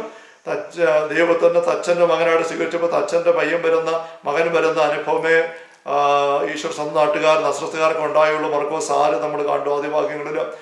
അപ്പം ഡോളർ നോട്ടിനെ പടമായിട്ട് കണ്ട വല്യമ്മച്ചിക്ക് ഡോളർ നോട്ട് കൊണ്ട് വീടിനകം ഒരുപാട് ഇഷ്ടംപോലെ ഡോളർ നോട്ട്, പക്ഷേ പടം കണ്ട് മടുക്കുന്ന അനുഭവം ഉണ്ടായുള്ളൂ. അതുകൊണ്ട് നമ്മൾ ഈശോയുടെ സാന്നിധ്യമായിട്ട് അറിഞ്ഞ് നമ്മൾ ഇറങ്ങിത്തിരിക്കുക, അത് പ്രാർത്ഥിച്ചുകൊണ്ട് ഇറങ്ങുക എന്നർത്ഥം. പ്രാർത്ഥിക്കുക എന്ന് പറയുമ്പോൾ എന്ത് പ്രാർത്ഥനയാണ് അവിടെ ചൊല്ലേണ്ടത്? ഇതൊരു പ്രായോഗിക ചോദ്യമാണ്. എന്ത് പ്രാർത്ഥന ചൊല്ലിയാലും എന്ത് പ്രാർത്ഥന അർപ്പിച്ചാലും തമ്പുരാനോട്, നമ്മുടെ കൂടെയുള്ള തമ്പുരാന്റെ സാന്നിധ്യം അറിഞ്ഞും ആ തമ്പുരാന്റെ സാന്നിധ്യമായിട്ട് നമ്മുടെ ഉള്ളിൽ ചേർത്തുകൊണ്ട് ആ സാന്നിധ്യം നമ്മിലേക്ക് കൃപയായിട്ട് ഒഴുകി വന്ന് നമ്മുടെ സാന്നിധ്യം വഴി പറമ്പിലേക്ക് വീട്ടിലേക്കെല്ലാം ഇറങ്ങി ചില ഇടവരുത്തിക്കൊണ്ട് നമ്മൾ നീങ്ങാന്നർത്ഥം. എങ്കിലും പ്രാർത്ഥന ജപമാലയോ സ്തുതിപ്പോ സങ്കീർത്തനങ്ങളോ ഒക്കെ നമുക്ക് എടുക്കാം. എങ്കിൽ പോലും ഒരുപക്ഷെ ഏറ്റവും കരുത്തുള്ള ഒരു പ്രാർത്ഥന നമുക്കിവിടെ ഉപയോഗിക്കാവുന്നതായിട്ട് എനിക്ക് ശുശ്രൂഷ അനുഭവത്തിലും വചന വെളിപ്പെടുത്തലിലും അതുപോലെ സഭയുടെ ജീവിതത്തിലെ പ്രബോധനങ്ങൾ ശ്രദ്ധിക്കുമ്പോഴും എല്ലാം ബോധ്യപ്പെട്ട് കിട്ടിയിരിക്കുന്നത് വിശ്വാസ പ്രമാണമാണ്. വിശ്വാസ പ്രമാണം ചൊല്ലിക്കൊണ്ട് നീങ്ങുക. അതിനു മുമ്പ് ഒരുപക്ഷെ ഇരുന്ന് ജപമാല ചൊല്ലി അമ്മയുടെ സാന്നിധ്യം ഉറപ്പാക്കുക, അമ്മയുടെ കൈക്ക് നല്ലപോലെ പിടിക്കുക. ഒരു മുഴുവൻ കന്ത ചൊല്ലുക എന്ന് പറയുന്നത് ഒരു മിനിമമാണ് എന്ന് നമ്മൾ നേരത്തെ കണ്ടു കഴിഞ്ഞ കാര്യമാണ്. ഈശോയുടെ ജീവിതത്തിൻ്റെ 20 പാഠങ്ങൾ അമ്മയോടൊപ്പം ധ്യാനിച്ച് 20 രഹസ്യങ്ങൾ അങ്ങനെ ചൊല്ലി ഒരു മുഴുവൻ കൊന്ത, സന്തോഷ രഹസ്യങ്ങളും പ്രകാശ രഹസ്യങ്ങളും ദുഃഖ രഹസ്യങ്ങളും മഹിമ രഹസ്യങ്ങളും അങ്ങനെ 20 രഹസ്യങ്ങൾ ഒന്ന് ചൊല്ലി ഒരുങ്ങുക എന്നുള്ളത് ഒരു മിനിമമാണ്. ആ ഒരു ഒരുക്കം നമ്മൾ എടുക്കണം. മിനിമം ഒരുക്കത്തിൻ്റെ ഭാഗമാണ്. വണ്ടിയൊക്കെ വീട്ടിൽ നിന്ന് പുറത്തേക്ക് ഇറക്കാൻ നേരത്ത് അതിൻ്റെ ടയറിൽ ഒരു മിനിമം കാറ്റെങ്കിലും ഉണ്ടായിരിക്കണം. കാറ്റില്ലാത്ത ടയറുമായിട്ട് വണ്ടി പുറത്തേക്ക് ഇറക്കാൻ പറ്റത്തില്ല എന്ന് പറഞ്ഞ പോലെ നമ്മളിതൊരു ആത്മീയ പോരാട്ടത്തിന് ഒരു എക്സ്ട്രാ പരിപാടിയാണ്. വണ്ടി കാലിയായ വണ്ടി ഡ്രൈവർ മാത്രം ഇരുന്ന് ഓടിച്ചുകൊണ്ട് പോകുമ്പോൾ ഒരുപക്ഷെ ടയറിൽ വെച്ച കാറ്റ് നല്ല കുറവാണെങ്കിൽ പോലും വണ്ടി ഓടിപ്പോകും.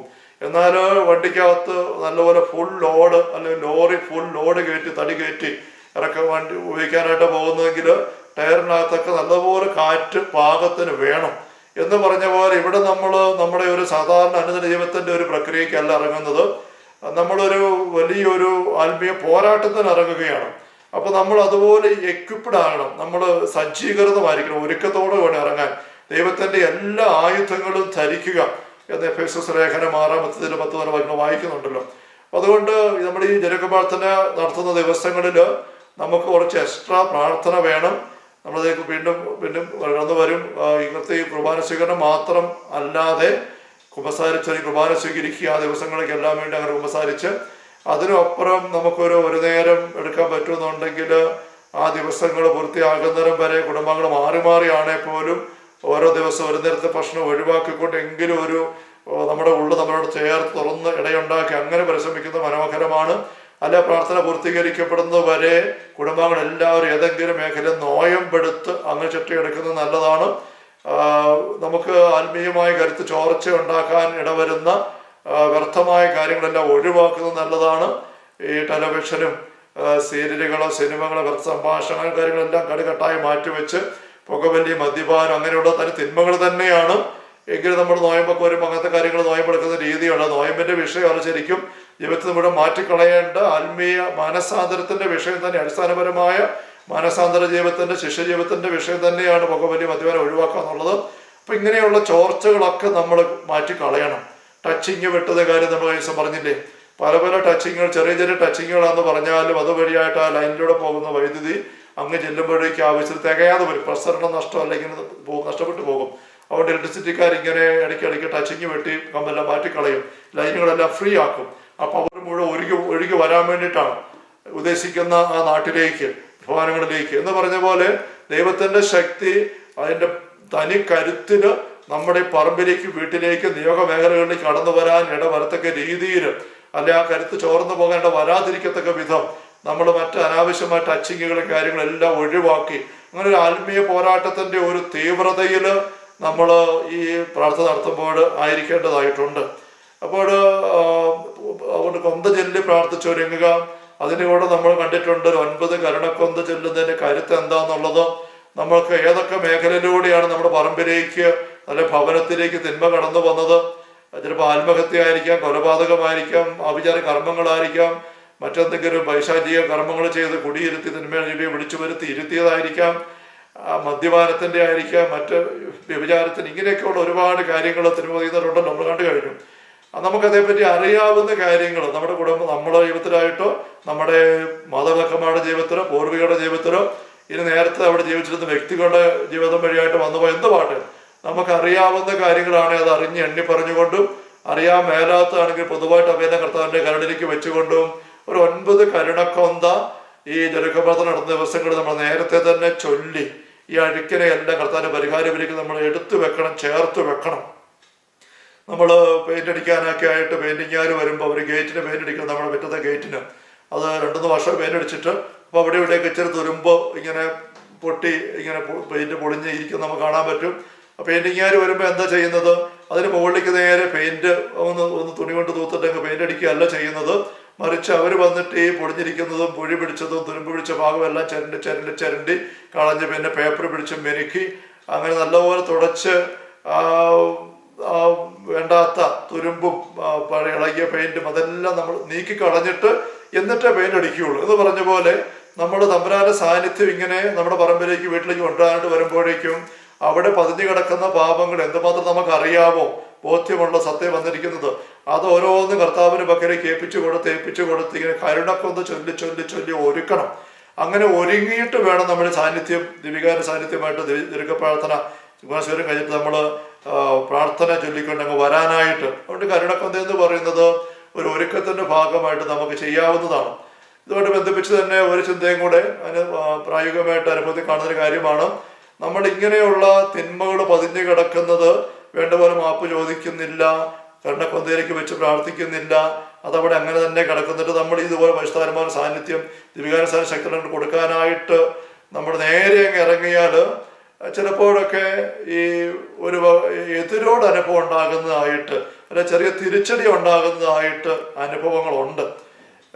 എന്താണ് ഉദ്ദേശിച്ച് ചോദിച്ചു കഴിഞ്ഞാൽ അവിടെയുള്ള തിന്മയ്ക്ക് അവിടെ ഒരു അവകാശം കിടക്കുന്നുണ്ട്. ആ അവകാശം നമ്മൾ തീർക്കണം. ആ തീർക്കാനുള്ള മാർഗമാണ് നമ്മൾ ഈ കരുണക്കൊന്തയൊക്കെ ചൊല്ലി ആ വിഷ്ണുവിന് കുർബാന അർപ്പിച്ച് നമ്മൾ ആത്മഹത്യ, ദുർമരണം സംഭവിച്ച വീടുകൾ അല്ലെങ്കിൽ ആഭിചാര കർമ്മങ്ങൾ ചെയ്തതിനെ പറ്റി നമ്മൾ പങ്കുവെച്ചപ്പോൾ പറഞ്ഞ കാര്യം ഓർമ്മിക്കുന്നുണ്ടല്ലോ. അത് നമ്മൾ സമർപ്പിച്ചുകൊണ്ട് ഇങ്ങനെ കരുണക്കൊന്ത ചൊല്ലി, കാരണം ലോകത്തിന്റെ മുഴുവൻ പാപം നീക്കുന്ന കുഞ്ഞാട് ഈശോയാണ്. ലോകം മുഴുവന്റെ പാപം നീക്കുന്ന കുഞ്ഞാട്. യോഹന്നാൻ സുവിശേഷം 1-ാം അധ്യായം 29-ാം തീരുമാനം നമ്മൾ കാണുന്നുണ്ട്. ലോകം മുഴുവന്റെ പാപം നീക്കുന്ന കുഞ്ഞാട് ഈശോയാണെന്ന് പറയുമ്പോൾ നമ്മുടെ വീട്ടിൽ പതിഞ്ഞ പാപം നീക്കാനുള്ള കുഞ്ഞാട് ഈശോയാണ്. നമ്മുടെ പറമ്പിൽ പതിഞ്ഞു കിടക്കുന്ന പാപം നീക്കാനുള്ള കുഞ്ഞാട് ഈശോ തന്നെയാണ്. നമ്മുടെ കർണവന്മാർ വഴിയല്ല മറ്റു വ്യക്തികൾ വഴി നമ്മുടെ ഈ ഭൗതിക സാഹചര്യങ്ങളിൽ പതിഞ്ഞു കിടക്കുന്നത് നമ്മളായിട്ട് തന്നെ പതിഞ്ഞു പോയ വരുത്തി വെച്ച അഴുക്കുകളെ നീക്കാൻ സാധിക്കുന്ന ഏക വ്യക്തി ഈശോയാണ്. ഈശോയുടെ പരിഹാര ബലി വഴി ഈശോ ചെയ്തത്. അതുകൊണ്ട് ആ പരിഹാര ബലി യോഗ്യതയിലേക്ക് നമ്മുടെ അഴുക്കുകളെല്ലാം ആവശ്യത്തിന് എടുത്തു വെക്കണം. അതുകൊണ്ട് പെയിന്റ് നേരെ അടിക്കാനായിട്ട് പെയിന്റ് ഇളക്കി ബ്രഷുമായിട്ട് വരുന്നതിന് മുമ്പ് ഈ പെയിന്റിന് നിരക്കാത്ത പെയിന്റിനെ അവിടെ നല്ലപോലെ ആ ഇരുമ്പ് ഗേറ്റിലേക്ക് പറ്റി പിടിച്ചിരിക്കാൻ, ഇളകാതെ പിടിച്ചിരിക്കാൻ ഇതിന് തടസ്സമായിട്ട് വരാവുന്നതിന് എല്ലാം തുരുമ്പ് പൊളിഞ്ഞതെല്ലാം മാറ്റിക്കളയുന്ന പോലെ ഒരു പ്രക്രിയ നമ്മൾ ചെയ്യണം. അതിമ്മ അവഗണിക്കരുത്. ഇതൊരു മാന്ത്രിക പരിപാടിയല്ല. ഈശോയുടെ ഈ രക്ഷാകര സംഭവങ്ങൾ കൃത്യം കാര്യകാരണ സഹിതം നമ്മൾ കാണുന്നത്. നമ്മുടെ ഈ ധ്യാനത്തിന്റെ ആദ്യം ഒരു കണ്ടുവന്ന കാര്യങ്ങളെല്ലാം നമുക്ക് കാര്യം വ്യക്തമാക്കി തരുന്നുണ്ട്. ഈശോയുടെ പേര് തന്നെ യേശു പാപങ്ങൾ ഏറ്റെടുക്കുന്നവൻ, ജനത്തെ പാപത്തിന് മോചിപ്പിക്കും. പാപമോചനയുടെ രക്ഷയാണ് ഈശോ ഇവിടെ നേടിത്തരുന്നത്. അനുതാപം, പാപമോചനത്തിൽ അനുതാപം പ്രസംഗിക്കണം. മാമോദിസ പോലും പാപമോചനത്തിന് ഏക മാമോദിസയാണ്. കുർബാനയുടെ പോലെ സത്തയായിട്ട് നിൽക്കുന്നത് പാപമോചനത്തിന് മുറിക്കപ്പെട്ട ശരീരം. ഈ കണ്ട കാര്യങ്ങളെല്ലാം നമ്മൾ ഓർമ്മിക്കണം. അവിടെ പാപമോചനം അത് ഈശോ ബലിയിലൂടെ കുരിശിന്റെ മരണത്തിലൂടെയാണ് നേടിയത്. ഇവിടെ പതിഞ്ഞു കിടക്കുന്ന പാപങ്ങൾ നമ്മൾ ആദ്യം ഈശോയുടെ ബലിയിലേക്ക് നമ്മൾ ചേർത്ത് വെക്കണം. അവർക്ക് കൊണ്ട് ക്ഷമിച്ച് പ്രാർത്ഥിക്കണം, കരുണ ചോദിച്ച് പ്രാർത്ഥിക്കണം. കരുണക്കൊന്ത ഇതുപോലെ ആവശ്യം ചൊല്ലി അങ്ങനെ എടുക്കണം. ഞാൻ പറഞ്ഞൊരു കാര്യം, നമ്മളങ്ങനെ ചെയ്യാതെ നേരെ ഇപ്പം ദിവികാരന്റെ സ്വീകരണം കഴിഞ്ഞിട്ട് ശക്തമായിട്ട് ഈ പറമ്പിലേക്ക് വീട്ടിലേക്ക് നമ്മൾ ഇറങ്ങി പ്രാർത്ഥിക്കാനായിട്ട് ദീർഘപ്രാർത്ഥന നടത്താനായിട്ട് ഉദ്യമിച്ചാൽ ഒരു പക്ഷേ അവിടെയുള്ള തിന്മയുടെ അരുവികൾ പോയെന്ന് വരില്ല. കാരണം അവർക്ക് അവിടെ അവകാശം കിടക്കുകയാണ്. അവിടെ അവകാശം തീർന്നിട്ടില്ല, പരിഹരിക്കപ്പെട്ടിട്ടില്ല. നമ്മൾ സക്കറിയ 3:1 വാക്യങ്ങളിലെ പ്രധാന പുരോഹിതനായ ജോഷുവയെ കുറിച്ച് നമ്മൾ സണ്ടത ഓർമ്മിക്കുന്നുണ്ടല്ലോ. മുഷിഞ്ഞ വസ്ത്രങ്ങൾ ധരിച്ചിരുന്ന ജോഷുവയുടെ പക്ക സാത്താൻ നിൽക്കുന്നു. ദൈവമായ കർത്താവ് സാത്താനെ ശാസിച്ചു. 1 അല്ല 2 പ്രാവശ്യം സാത്താൻ പോയില്ല. അപ്പൊ ദൈവം ചെയ്യുന്നത് ഒരു മാലാഖയെ കൊണ്ട് അവന്റെ മുഷിഞ്ഞ വസ്ത്രങ്ങൾ മാറ്റി. അതേക്കുറിച്ച് പറയുന്നത് നിന്റെ അകൃത്യങ്ങൾ നീക്കിയിരിക്കുന്നതാണ്. അപ്പൊ ഈ മുഷിഞ്ഞ വസ്ത്രങ്ങൾ അകൃത്യങ്ങളാ, പാപങ്ങളാണ്. അപ്പൊ ആ മുഷിഞ്ഞ വസ്ത്രങ്ങളുടെ ഉള്ളിടത്തോളം കാലം സാത്താനെ അവിടെ ഇറക്കി വിടാൻ ദൈവം തമ്പുരാന് പോലും സാധിക്കുന്നില്ല എന്നൊരു വെളിപ്പെടുത്തലും പഴയ നിയമത്തിന്റെ അവസാന ഭാഗത്ത് വരുന്ന സക്കറിയയുടെ പുസ്തകം നമ്മൾ കാണുകയാണ്. അത് പ്രധാന പുരോഹിതനായ ജോഷുവ ചെറിയ ചെറിയ വീഴ്ചകൾ മാത്രമേ ഉണ്ടായിരിക്കാൻ സാധ്യതയുള്ളൂ. എന്നിട്ട് പോലും സാത്താൻ മാറുന്നില്ല. അവർ മാലാഖയെ കൊണ്ട് ആ മുഷിഞ്ഞ വസ്ത്രങ്ങൾ മാറ്റിച്ചു. അത് അകൃത്യങ്ങൾ നീക്കുന്ന, പാപങ്ങൾ നീക്കുന്നതാണ്. നമ്മൾ അതേപറ്റി പറഞ്ഞതാണ്. പിന്നീട് ദൈവം മാലാഖയെ വിട്ട് ഒരാളുടെ മാത്രമേ അഴുക്ക് മാറ്റുന്നതിന് പകരം, ഒന്ന് മാറ്റിയതിന് പകരമായിട്ട് തന്റെ ഏകപുത്രനെ ഭൂമിയിലേക്ക് അയച്ചിട്ട് മനുഷ്യർക്ക് മുഴുവന്റെയും മുഷിഞ്ഞ വസ്ത്രങ്ങൾ നീക്കി. അതാ ലോകം മുഴുവന്റെയും പാപം നീക്കും ദൈവത്തിന്റെ കുഞ്ഞാട്. അപ്പൊ ഈ മുഷിഞ്ഞ വസ്ത്രങ്ങൾ നമ്മളിങ്ങനെ ഏൽപ്പിച്ചു കൊടുത്ത് നീക്കിയിട്ട് വേണം അവിടേക്ക് നമ്മൾ പരിശുദ്ധാത്മാവിന്റെ നിറവ്, ദൈവ സാന്നിധ്യം, ദൈവത്തിന്റെ നാമം നമ്മൾ പ്രതിഷ്ഠിക്കാൻ. തുരുമ്പെല്ലാം പോയിട്ട് വേണം പുത്തൻ പെയിന്റ് അവിടേക്ക് തേച്ച് വെച്ച് നല്ല വൃത്തിയാക്കി എടുക്കാൻ. പൈശാചികമായ സ്വാധീനം നമ്മൾ ദൂരീകരിക്കണം. അതിനുവേണ്ടി ആവശ്യത്തിന് കരുണക്കൊന്ന് ചെല്ലണം. ചിലപ്പോഴൊക്കെ ധ്യാനം കഴിഞ്ഞ് പോയ ഒരു വ്യക്തി ഒരിക്കലും എന്നെ വിളിച്ചു, അച്ഛാ ധ്യാനത്തിൽ പറഞ്ഞ പോലെ ഞങ്ങൾ ജെറിക്കോ പ്രാർത്ഥന നടത്താനായിട്ട് ആരംഭിച്ചു. ജെറിക്കോ പ്രാർത്ഥന നടത്താൻ ആരംഭിച്ച് ഒന്നാമത്തെ ദിവസം പറയാണ്, പപ്പായുടെ തല അവിടെ ഇങ്ങനെ ഒരു മുറിയുടെ ഒരു പ്രത്യേക ഭാഗത്ത് തൂണാലോ തൂണ് മുകളിൽ എങ്ങാണ്ട് പോയി ശക്തമായിട്ട് തട്ടിയിട്ട് മുറിഞ്ഞു, സ്റ്റിച്ചിടേണ്ടി വന്നു. വെച്ചാൽ ഞങ്ങൾക്കൊരു വിഷമമായിപ്പോയി ഞാൻ ജെറിക്കോ പ്രാർത്ഥന ആരംഭിച്ചപ്പം. അത് കഴിഞ്ഞ് അത് ഞങ്ങൾ സ്റ്റിച്ചൊക്കെ ഇട്ട് അങ്ങനെ എടുത്തു. പിന്നെ പ്രാർത്ഥന രണ്ടാമത്തെ ദിവസം ഒരാൾ ഉരുണ്ടു വീണു. ഇത് പറയുകയാണ്. അങ്ങനെ 2-3 സംഭവങ്ങൾ ഉണ്ടായി കഴിഞ്ഞപ്പോഴത്തേക്ക് ഇവർക്ക് വല്ലാണ്ടായി. അവരെന്നെ വിളിച്ചു. അപ്പൊ ഞാൻ കുറച്ച് കാര്യം ചോദിച്ചിട്ട് പറഞ്ഞു, നിങ്ങളിപ്പോൾ നേരെ ജെറിക്കോ പ്രാർത്ഥനയ്ക്ക് പോകുന്നതിന് മുമ്പ് ആ കുടുംബത്തില്, നിങ്ങളുടെ വീട്ടില്, പറമ്പില് സംഭവിച്ചിട്ടുള്ള തിന്മയുടെ സംഭവങ്ങൾ എണ്ണി എണ്ണി പറഞ്ഞ് കരുണക്കൊന്ത ആവശ്യത്തിന് ചൊല്ലിക്കുകയും അത് കഴിഞ്ഞിട്ട് മതി ഇത്. കാരണം അവന്റെ അവകാശം അവിടെ തീർന്നിട്ടില്ല. അത് നല്ലപോലെ നമ്മൾ ദൈവത്തിന്റെ കരുണയിലേക്ക് പരിഹാര ബലീശ്വര ബലിക്ക് നമ്മൾ കോരി ഒഴിച്ച് അങ്ങനെ മാറ്റി അതവിടെ തീരട്ടെ. അപ്പോഴേ സാധാരണ പിടിച്ചു നിൽക്കാൻ പറ്റാതെ നമ്മൾ ആപത്ത് കണ്ട വചനമാണ് കൊളോസസ് 2 നമ്മൾ പറയുന്നത്, നമുക്ക് ദോഷകരമായിട്ട് നിന്ന ലിഖിത നിയമങ്ങൾ, പാപങ്ങളെല്ലാം കുശിച്ചും ചിന്തിയ രക്തത്താൽ ഈശോ മായ്ച്ചു കളഞ്ഞു. അപ്പൊ അത് തീരണം. എങ്കിലേ ആ പൈശാചിക ആധിപത്യങ്ങൾ, സാന്നിധ്യങ്ങള് പരിഹാസപാത്രമാവുള്ള നിരായുധരാവുകയുള്ളൂ. പാപം പോയാൽ അവർക്ക് ആയുധമില്ല നമുക്കിതിനെ ആക്രമിക്കാൻ. കുമ്പസാരിച്ചിട്ട് ശുശ്രൂഷയ്ക്ക്, ബഹിഷ്കരണ ശുശ്രൂഷയ്ക്ക് വരുന്ന സഹോദരങ്ങള് കുമ്പസാരിച്ചിട്ട് ഒന്ന് കയറാൻ ചിട്ടെടുക്കുന്ന സാഹചര്യം പറഞ്ഞ് ഓർമ്മിക്കുന്നുണ്ടല്ലോ. പാപത്തിന്റെ അവസ്ഥയുമായിട്ട് ഒന്ന് കയറി കഴിഞ്ഞാൽ പൈശാചിക അരൂപി ഈ വ്യക്തിയോട് വിളിച്ചു പറയുകയാണ്, നീ എന്നെ കാണിച്ചിട്ട് വന്നിരിക്കുകയല്ലേ ചോദിക്കുന്ന സംഭവം ഓർമ്മിക്കുന്നുണ്ടല്ലോ. അത് അവന് ആയുധമാണ് നമ്മുടെ പാപങ്ങൾ. അതുകൊണ്ട് നമ്മുടെ പാപങ്ങൾ നമ്മൾ കുമ്പസാരിച്ച് നീക്കിയിട്ട് നമ്മുടെ നമ്മുടെ വീട്ടിലേക്ക് സ്വീകരിക്കുക.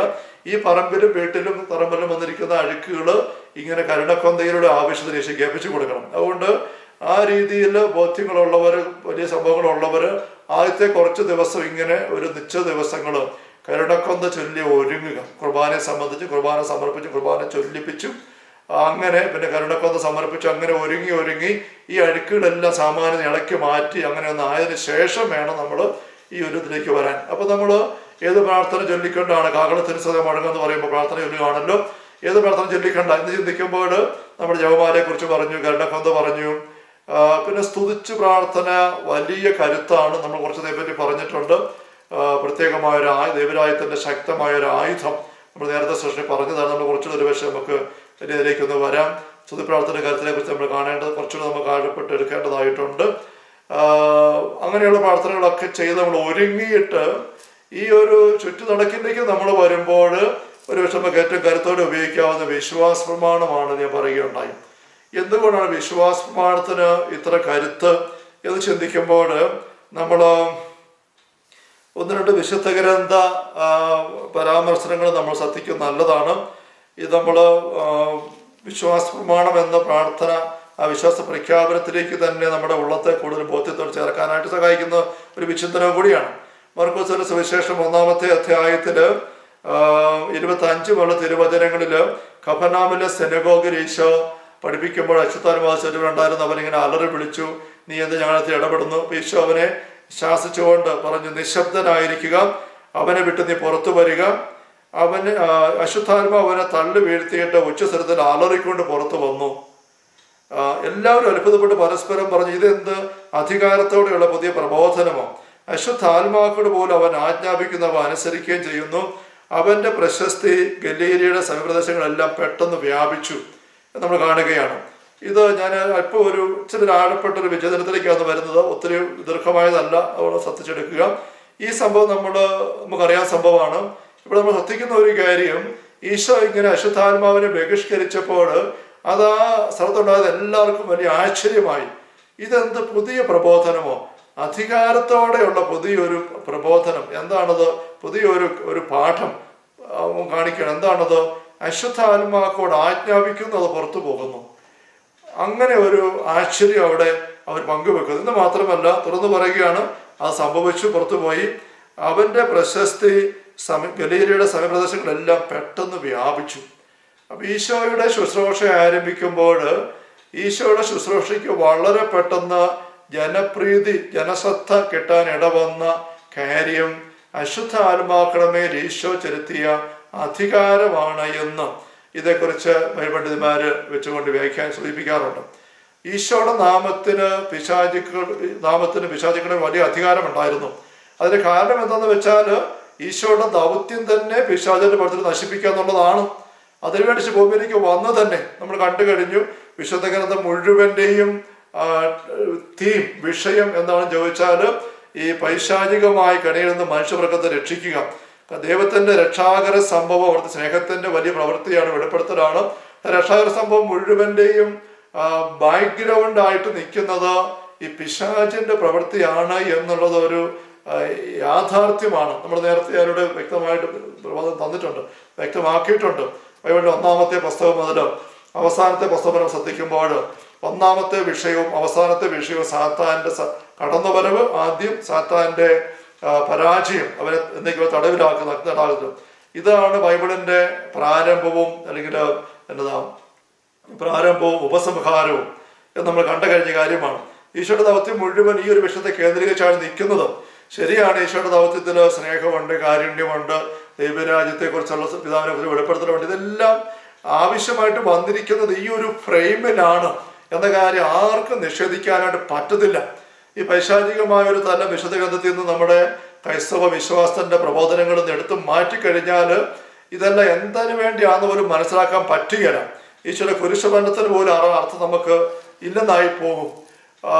ചിലപ്പോഴൊക്കെ എനിക്ക് സൂചിപ്പിച്ചതാണ്, ചില വിശുദ്ധർ പറയും, ചില പിതാക്കന്മാരുടെ ഒരു പരാമർശനമുണ്ട്, ആദിമാതാക്കന്മാരെ പാപം ചെയ്തില്ലായിരുന്നെങ്കിൽ തന്നെ ദൈവം തന്റെ ഏകപുത്രനെ ഭൂമിയിലേക്ക് അയക്കുമായിരുന്നു മനുഷ്യർക്കുള്ള സ്നേഹ നിമിത്തം എന്ന് പറയുന്ന ഒരു വ്യാഖ്യാനം ചിലടത്ത് കാണാം. പക്ഷെ അത് എങ്ങനെയാണ് എന്ന് നമുക്ക് മനസ്സിലാക്കാൻ അത്ര എളുപ്പമല്ല. കാരണം പാപം ചെയ്തില്ലായിരുന്നെങ്കിൽ മനുഷ്യമക്കള് പരദേശിക്ക് പുറത്തു പോകുമായിരുന്നേ ഇല്ല. അവിടെ ദൈവം നിരന്തരം എല്ലാ ദിവസവും ഇറങ്ങി വന്ന കൂടെ ഉണ്ട്. പിന്നെ ഒരു പുത്രനെ ഇങ്ങനെ ഭൂമിയിലേക്ക് അയക്കേണ്ട ആവശ്യമല്ല. കാരണം പുത്രനും പിതാവും പരിശുദ്ധാത്മാവുമായ ദൈവം തന്നെ ഈ മനുഷ്യമക്കളോട് എല്ലാ ദിവസവും ഉണ്ട്. പ്രത്യേകിച്ച് മനുഷ്യ അവതാരം ആവശ്യമില്ല. അപ്പൊ ഈ മനുഷ്യാവതാരം ആവശ്യമായിട്ട് വന്നു തന്നെ പിശാചിന്റെ പ്രവൃത്തികളുണ്ട്. അതുകൊണ്ട് അവനെ പറഞ്ഞ് പിശാചിന്റെ പ്രവൃത്തികളെ നശിപ്പിക്കാൻ വേണ്ടി ദൈവത്തിന് പ്രത്യക്ഷനായത് എന്ന്. അപ്പോൾ ഈശോയുടെ നാമത്തിന് പിശാചുക്കളുടെ മേൽ വലിയ അധികാരമുണ്ടായിരുന്നു എന്നുള്ളത് ഇതൊരു വചന യാഥാർത്ഥ്യമാണ്. അത് എങ്ങനെ സംഭവിച്ചെന്നുള്ളത് നമ്മൾ സുവിശേഷകന്മാര് മത്തായിയും മർക്കോസും ലൂക്കായും 3 പേരും പറയും. ഈശോയുടെ പരസ്യത്വം ആരംഭിക്കുമ്പോൾ മരുഭൂമിയിലെ പരീക്ഷ, പിശാചിനാൽ പരീക്ഷിക്കപ്പെടാൻ മരുഭൂമിയിലേക്ക് ആത്മാവ് ഈശോയെ നയിച്ചു. അങ്ങനെ പരിശുദ്ധാത്മ ശക്തിയോടെ മരുഭൂമിയിൽ ഉപവാസം എടുത്ത് 40 ദിവസത്തെ പ്രാർത്ഥന, ഉപവാസം, വചന വെച്ചുകൊണ്ടുള്ള പോരാട്ടം. അങ്ങനെ സാത്താനെ ഈശോ പരാജയപ്പെടുത്തി മരുഭൂമിയിൽ. അങ്ങനെ പരാജയപ്പെടുത്തിയിട്ടാണ് ഈശോ പരസ്യത്വം ആരംഭിക്കുന്നത്. അതുവഴിയായിട്ടാണ് ഈശോയ്ക്ക് പിശാചുക്കൾ ഇത്ര ഒരു അധികാരം ലഭിക്കുന്നത്. നമ്മൾ ലൂക്കാ 4 1-ാം വാക്യം 1-2 വാക്യങ്ങൾ കണ്ടതാണ്. പരിശുദ്ധാത്മാവ് യോർദാനിൽ സ്നാനം സ്വീകരിക്കുമ്പോൾ ഈശോയിലേക്ക് വന്നു. പരിശുദ്ധാത്മാവ് നിറഞ്ഞ ഈശോയെ പരിശുദ്ധാത്മാവ് നയിക്കുന്ന മരുഭൂമിയിലേക്ക് പിശാചിനെ പരീക്ഷിക്കപ്പെടാൻ വേണ്ടിയിട്ട്, പിശാചിനെ പിന്നെ തോക്കാനല്ല, പിശാചിനെ തോപ്പിക്കാൻ വേണ്ടിയിട്ടാണ്. അത് ആവശ്യമായിട്ട് വന്നത് നമ്മൾ സൂചിപ്പിക്കുകയുണ്ടായി. ആദ്യത്തെ ആദം പിശാചിന്റെ മുമ്പിൽ തോറ്റു. അതുകൊണ്ട് 2-ാമത്തെ ആദമായ ഈശോയെ പറ്റി പരിശുദ്ധാത്മാവ് നിർബന്ധമാണ് സാത്താൻ ഈശോയുടെ മുമ്പിൽ തോക്കണം. അത് നടത്തിയിട്ട് മതി ബാക്കി ശുശ്രൂഷ എന്നാണ് അവിടെ അർത്ഥമാക്കുന്നത്. അങ്ങനെ ഈശോയെ പരിശുദ്ധാത്മാവ് മരുഭൂമിയിൽ നയിച്ചു. പിശാചിനെ ഈശോ പരാജയപ്പെടുത്തി. ആ ഒരു കരുത്തലാണ് ഇവിടെ ഈശോ ഒറ്റ വാക്കുകൊണ്ട് അശുദ്ധാത്മാവിനെ ബഹിഷ്കരിക്കുന്നത്. അത് ആൾക്കാർക്ക് ഒട്ടും മനസ്സിലാക്കാൻ പറ്റുക, കാരണം അതുവരെയുള്ള കാലഘട്ടങ്ങളിലും അന്ന് തന്നെ ഈശോയ്ക്ക് ചുറ്റുമുള്ള യഹൂദര് പോലും പിശാചിനെ ബഹിഷ്കരിക്കുന്നവർ ഒരുപാട് കർമ്മങ്ങളും പരിപാടികളും എല്ലാം ചെയ്ത് വളരെ ബലം പിടിച്ചും ഒക്കെയാണ് ഈ പിശാചിനെ ബഹിഷ്കരിക്കാൻ ശ്രമിച്ചിരുന്നത്. അത് വിജയിക്കുന്നുണ്ടോ ഇല്ലെന്നൊരു ഉറപ്പില്ലതാണ്. അങ്ങനെയുള്ള വലിയ കഷ്ടപ്പാടിൻ്റെയും അപകടകരമായ അവസ്ഥയുടെയും പ്രാകൃതമായ രീതികളുടെയൊക്കെ നടുവിൽ വളരെ സിമ്പിളായിട്ട് മത്തായി 8:16 വായിക്കുന്ന പോലെ അവൻ വചനം കൊണ്ട് അശുദ്ധാത്മാക്കളെ പുറത്താക്കി. ഇത് ഈശോ ചെയ്തപ്പോൾ എല്ലാവരും ശ്രദ്ധിച്ചു. അവൻ്റെ പ്രശസ്തി ഗലിയുടെ സേവദാസികളെല്ലാം പെട്ടെന്ന് വ്യാപിച്ചു എന്ന് നമ്മൾ കാണുകയാണ്. ഇതൊരു നമ്മുടെ ഉള്ളിൽ പതിച്ചു വെക്കണം ഈ കാര്യം. വീണ്ടും ലൂക്കായുടെ സുവിശേഷത്തിലെ 9-ാമത്തെ അധ്യായത്തിൽ നമ്മൾ കാണുന്നു 43 ഒക്കെ മുതൽ 49-50 വാക്യങ്ങളിൽ യോഹന്നാൻ പറഞ്ഞു, ഗുരു, നിന്റെ നാമത്തിൽ പിശാചുക്കളെ പുറത്താക്കുന്ന ഒരാളെ ഞങ്ങൾ കണ്ടു. അവൻ ഞങ്ങളോടൊപ്പം തന്നെ അനുഗമിക്കാത്തത് കൊണ്ട് ഞങ്ങൾ അവനെ തടഞ്ഞു. അപ്പം നിന്റെ നാമത്തിൽ പിശാചുക്കളെ പുറത്താക്കുന്ന ഒരാളെ ഞങ്ങൾ കണ്ടു എന്ന് ഈ ഒരു യോഹന്നാൻ പറയുന്നു. ഈശോയുടെ കൂടെ നടക്കുന്ന 12 അപ്പസ്തലന്മാരിൽപ്പെട്ട ആളല്ല, 72 ശിഷ്യന്മാരിൽപ്പെട്ട ആളുമല്ല, ഈശോ പ്രസംഗം കൂടെ വരുന്നുമില്ല, മാറി നിൽക്കുന്ന ആൾക്കാരാണ്. പിശാചിനെ ബഹിഷ്കരിക്കുന്ന യഹൂദരാണ്. അവരുടെ പ്രാകൃതമായ രീതികളെല്ലാം ഉപയോഗിച്ചതുപോലെ പിശാചിനെ ബഹിഷ്കരിച്ച് അടക്കപ്പെടുക. അവർ ശ്രദ്ധിക്കുകയാണ്, ഈശോ നസ്രത്തിലെ ഈശോ എന്ന റബ്ബി ഇതേ വളരെ എളുപ്പമായിട്ട് കോളായിട്ട് ഒറ്റ വാക്കുകൊണ്ട് പിശാചിനെ ഇറക്കി വിടുന്നു. അപ്പോൾ ഈശോയുടെ പിശാചുക്കൾ ഇങ്ങനെ ഭയന്ന് ഇറങ്ങി പോവുകയാണ്. അപ്പോൾ അവരെന്ത് ചെയ്തു? അവരുടെ ഈ വളരെ ദുർഘടം പിടിച്ച ബുദ്ധിമുട്ടെന്ന് പറഞ്ഞ കോംപ്ലിക്കേറ്റഡായുള്ള നടപടിക്രമങ്ങളൊക്കെ പയ്യങ്ങ് മാറ്റി വെച്ചിട്ട് അവരൊന്ന് പരീക്ഷിച്ച് നോക്കി. ആ നസ്രത്തിലെ ഈശോയുടെ നാമത്തിൽ ആവശ്യപ്പെടുന്നു പിശാച് ഇറങ്ങിപ്പോകും. ആ പിശാച് ഇറങ്ങിപ്പോവുകയാണ്. അങ്ങനെ ഈശോ ശുശ്രൂഷയായിട്ട് ഇങ്ങനെ നീങ്ങുമ്പോൾ തന്നെ അപ്പുറം ഇപ്പുറം ആൾക്കാർ ഈശോയുടെ നാമത്തിൻ്റെ കരുത്ത് അവരുടെ നാമം ഉരുവിട്ടുകൊണ്ടും ഉപയോഗിച്ചുകൊണ്ടും അവരുടെ ആവശ്യത്തിന് വേണ്ടി ഉപയോഗപ്പെടുത്തിയിരുന്നു എന്ന് നമ്മൾ ഇവിടെ കാണുകയാണ്. വീണ്ടും നമ്മൾ അപ്പസ്തല പ്രവർത്തനങ്ങളിലേക്ക് വരുമ്പം ഈശോയുടെ കാലഘട്ടം കഴിഞ്ഞിട്ട് അപ്പസ്തലന്മാരുടെ ശുശ്രൂഷ വേദനയിൽ പൗലോസ് അപ്പസ്തോലൻ ഇങ്ങനെ ഫിലിപ്പിയിലും മറ്റും പോയി, എഫേസസിലും ഫിലിപ്പിയിലൊക്കെ പോയി ശുശ്രൂഷ ചെയ്യുമ്പോൾ ഈശോയുടെ നാമത്തിലെ പിശാചുക്കളെ ബഹിഷ്കരിക്കുന്ന സംഭവം അപ്പസ്തല പ്രവർത്തനം 16-ാമത്തെ അധ്യായത്തിലുണ്ടല്ലോ. 18-ാം വാക്യം നമ്മൾ പ്രഭാഷണം കണ്ടതാണ്. ആത്മാവ് ഭാവി ഫലം പ്രവചിക്കുന്ന ആത്മാവ് വായിച്ച അടിയ പെൺകുട്ടി അവള് ഇങ്ങനെ പറയുമ്പോൾ ശല്യപ്പെടുത്തിയപ്പോൾ പൗലോസ് അപ്പസ്തലൻ പറഞ്ഞു, ഈശോ അവൻ തിരിഞ്ഞ് അവളിലെ ആത്മാവോട് പറഞ്ഞു, അവിടുന്ന് പുറത്തു പോകാൻ യേശു ക്രിസ്തുവിന്റെ നാമത്തിനോട് ഞാൻ ആജ്ഞാപിക്കുന്നു. തൽക്ഷണം അത് പുറത്തുപോയി. ഇത് അവിടെയുള്ള എല്ലാവരും ശ്രദ്ധിച്ചു. വലിയ സംസാര വിഷയമായി കട്ടുതീ പോലെ വാർത്ത പറഞ്ഞു. കാരണം ഈ പെൺകുട്ടി നേരത്തെ തന്നെ ആൾക്കാർക്കെല്ലാം അറിയാവുന്നതാണ്. ഈ ഫിലിപ്പിയിൽ ഒരു പെൺകുട്ടിയുണ്ട്, എന്തെങ്കിലും ആവശ്യം വന്ന് അവിടെ ചോദിച്ചാൽ അവൾ കൃത്യം പറഞ്ഞു തരും. അങ്ങനെ അനേകരും അവിടെ പോയിട്ടുള്ളതാണ്. അങ്ങനെ അവൾ വളരെ പ്രസിദ്ധയായിരുന്നു. പക്ഷേ ഇപ്പോൾ ഇത് അവളുടെ സ്ഥിതി മുഴുവൻ പോയി. അതൊരു പൈശാചിക അരൂപിയായിരുന്നു എന്ന് ഈ പൗലോസ് എന്ന് പറഞ്ഞ ആൾ വെളിപ്പെടുത്തിയിരിക്കുന്നു. ഒറ്റ കമാൻഡേല് ആജ്ഞയേല് ആ അരൂപി ഇറങ്ങിപ്പോയി. ഇത് അവളിപ്പോൾ ഒന്നും പറയാൻ അറിയത്തില്ലാത്ത പച്ച. ഇതിങ്ങനെ വലിയ വാർത്ത പ്രദേശങ്ങൾ പട്ടണങ്ങളെല്ലാം പരന്നതാണ്. അങ്ങനെ വന്നപ്പോൾ 19-ാമത്തെ അധ്യായം നമ്മൾ കാണുകയാണ്. 13-ാം വാക്യം, പിശാചബാധ ഒഴിപ്പിച്ചതിനാൽ ചില യഹൂദർ പൗലോസ് പ്രസംഗിക്കുന്ന ഈശോയുടെ നാമത്തിൽ നിന്നോട് ഞാൻ കൽപ്പിക്കുന്നു എന്ന് പറഞ്ഞുകൊണ്ട് അശുദ്ധാത്മാക്കളുടെ കർത്താവായ ഈശോയുടെ നാമം പ്രയോഗിച്ചു നോക്കി പരീക്ഷിക്കാൻ വേണ്ടി. കാരണം അവർ കേട്ടു ഈ ഈശോയുടെ നാമത്തിൽ പറഞ്ഞാൽ പിശാചുക്കൾ ഇറങ്ങിപ്പോകും. ആരാ ഈശോ എന്ന് അറിയത്തില്ല. അപ്പൊ അവർ പറഞ്ഞു പൗലോസ് പ്രസംഗിക്കുന്ന ഈശോയുടെ നാമത്തിന് ആവശ്യപ്പെടുന്ന ഇറങ്ങിപ്പോകും. അങ്ങനെ പ്രയോഗിച്ച് നോക്കുമ്പോൾ ഒരു സംഭവം പറഞ്ഞിരിക്കുകയാണ്. യഹൂദരുടെ പ്രധാന പുരോഹിതനായ സ്കേബാട് 7 പത്രന്മാരൊക്കെ ചെയ്തുകൊണ്ടിരുന്നു.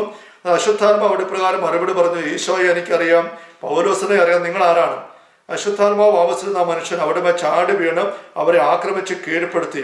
അവർ മുറിവേറ്റ് നഗ്നരായ വീട്ടിൽ നിന്ന് ഓടിപ്പോയി. 17-ാം വാക്യം, എഫേസോസിൽ വസിച്ചിരുന്ന യഹൂദരും ഗ്രീക്കുകാരും എല്ലാവരും വിവരമറിഞ്ഞ് ഭയപ്പെട്ടു. കർത്താവായ ഈശോയുടെ നാമം കൂടുതൽ പ്രകീർത്തിക്കപ്പെടുകയും ചെയ്തു. കർത്താവായ ഈശോയുടെ നാമം കൂടുതൽ പ്രകീർത്തിക്കപ്പെട്ടു. ഈശോയുടെ നാമത്തിന് മഹത്വം ഉണ്ടാവുകയാണ്. അപ്പൊ ആ നാമത്തിലുള്ള ദൈവശക്തി വ്യാപരിക്കുകയാണ്, ദൈവശക്തി ഒഴുകുകയാണ്. അപ്പൊ ഇത് സേവയുടെ പുത്രന്മാർ ഈശോയുടെ നാമം പ്രയോഗിച്ചു.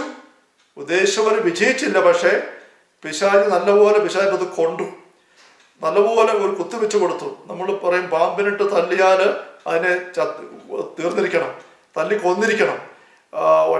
അല്ലെങ്കിൽ തല്ലി കൊന്നിരിക്കണം. അത് അടി കൊടുത്തിട്ട് കുറച്ച് മുറിവും ചതവേറ്റ അവസ്ഥയിൽ പാമ്പ് രക്ഷപ്പെടാൻ ഇട വരരുത്. അത് ഇരട്ടി അപകടമാണ്. ആ പാമ്പ് പിന്നെ തിരിച്ച് ആക്രമിച്ചെന്ന് വരെ ഒളിച്ചിരുന്നല്ല, അങ്ങനെയൊക്കെ പറയാറുണ്ട്. അപ്പൊ അതുകൊണ്ട് ഇവിടെ പിശാചിനെതിരെ അവർ പ്രയോഗിച്ചു, ഈശോയുടെ നാമം വെച്ച് അവർ അടിച്ചു. പക്ഷേ അതിനുള്ള കരുത്ത് ഇവർക്കില്ലാതിരുന്നു. കൈ കിട്ടി പത്രം എടുത്ത് അടിച്ചപ്പോൾ പത്രം ഒടിഞ്ഞു പോയി, അടി കൊള്ളുകയും ചെയ്തു. പത്രം ഒടിഞ്ഞ് നമ്മൾ ആയുധമില്ലാത്തവരായി പാമ്പ് ഇങ്ങോട്ട് ചാടി വരുമ്പോഴത്തേക്ക് നമുക്കൊന്നും ചെയ്യാൻ പറ്റുന്നില്ല എന്ന് പറഞ്ഞ പോലെ ഈ ഈശോയുടെ നാമം ഉപയോഗിച്ച വ്യക്തികളുടെ ലൈഫില് ഈശോയുടെ വിശ്വാസമില്ല, ഈശോയുടെ ബോധ്യമില്ല, അടുപ്പമില്ല, അവിടെ ചോർച്ച കിടക്കുന്നു. അതുകൊണ്ട് അവർ ആക്രമിക്കപ്പെട്ടു, നഗ്നരായിട്ട് ഓടിപ്പോകേണ്ടി വന്നു. അപ്പൊ അതിന്റെ ഒരു ബാക്കി ഫലം അവരെ കുറിച്ചല്ല ഇവിടെ വചനം പറയുന്നത്. ഇതുവഴിയായിട്ട് ഈശോയുടെ നാമത്തിന്റെ ശക്തി എഫേസോസിൽ വസിക്കുന്ന യഹൂദരും ഗ്രീക്കരും എല്ലാവരും ശ്രദ്ധിക്കാനിട വന്നു. ഈശോയുടെ നാമം അത് വലിയ പവറുള്ള നാമമാണല്ലോ. അതിന്റെ ബോധ്യം കൊണ്ട് 18 വാക്യം പറയുകയാണ്, വിശ്വാസം സ്വീകരിച്ച പലരും വന്ന് തങ്ങളുടെ ദുർനടപടികൾ ഏറ്റുപറഞ്ഞ് കുറ്റം സമ്മതിച്ചു. ക്ഷുദ്രപ്രയോഗം നടത്തിയിരുന്ന അനേകം ആളുകൾ തങ്ങളുടെ ഗന്ധച്ചുരുകൾ കൊണ്ടുവന്ന് എല്ലാവരും കാണുക അഗ്നിക്കിരയാക്കി. അവയുടെ ആകെ വില കണക്കാക്കിയപ്പോൾ 50,000 വെള്ളി നാണയങ്ങൾ വരുമെന്ന് കണ്ടു. അങ്ങനെ 20 വാക്യം വീണ്ടും, അങ്ങനെ കർത്താവിന്റെ വചനം വിപുലമായി പ്രചരിക്കുകയും അതിന്റെ ശക്തി വെളിപ്പെടുകയും ചെയ്തു. കർത്താവിന്റെ വചനം വിപുലമായിട്ട് പ്രചരിച്ചു. അവിടുത്തെ നാമത്തിന്റെ ശക്തി വെളിപ്പെട്ടു, പ്രകീർത്തിക്കപ്പെട്ടു. നമ്മൾ അപ്പുറത്ത് കണ്ടു 17 വാക്യം. 20 വാക്യം പറയാണ് ആ വചനത്തിന്റെ ശക്തി.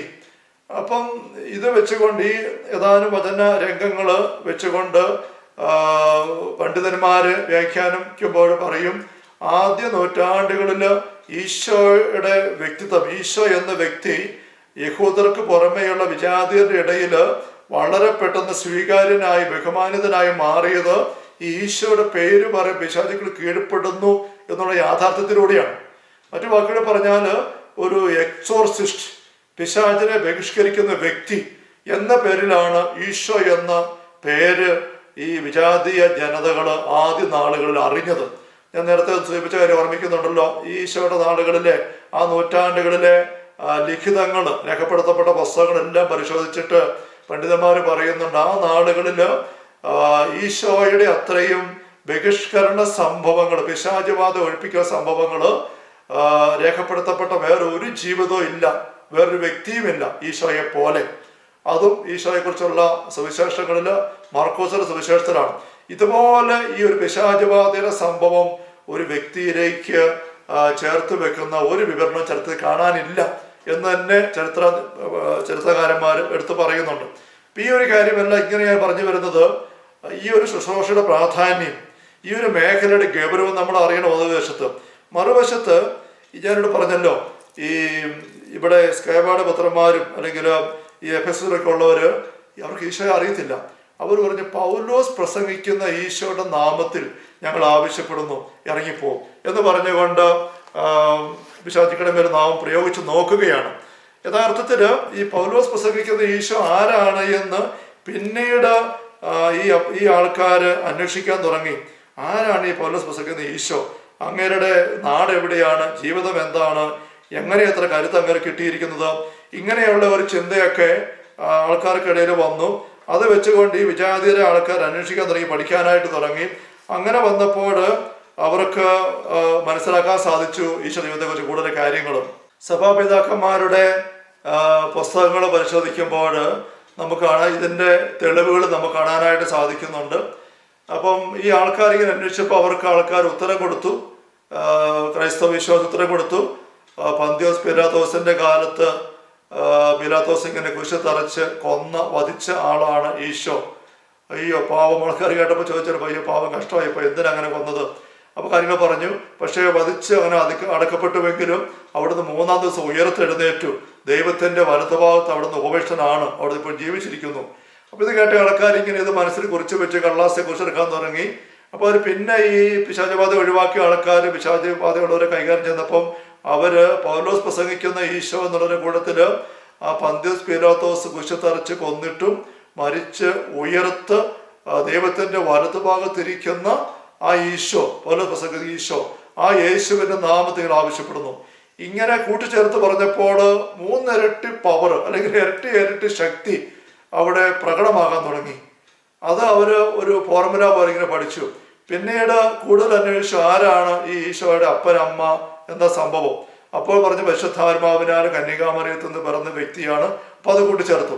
അങ്ങനെ ഈശോയുടെ നാമത്തോട് ചേർത്ത് ഈശോ രക്ഷാകര സംഭവങ്ങളുടെ വിശദാംശങ്ങൾ കൂട്ടിച്ചേർത്ത് ചില ബഹിഷ്കരണ ഫോർമുലകൾ ഉണ്ടാകാൻ, സൂത്രവാക്യങ്ങൾ ഉണ്ടാകാനായിട്ട് തുടങ്ങി.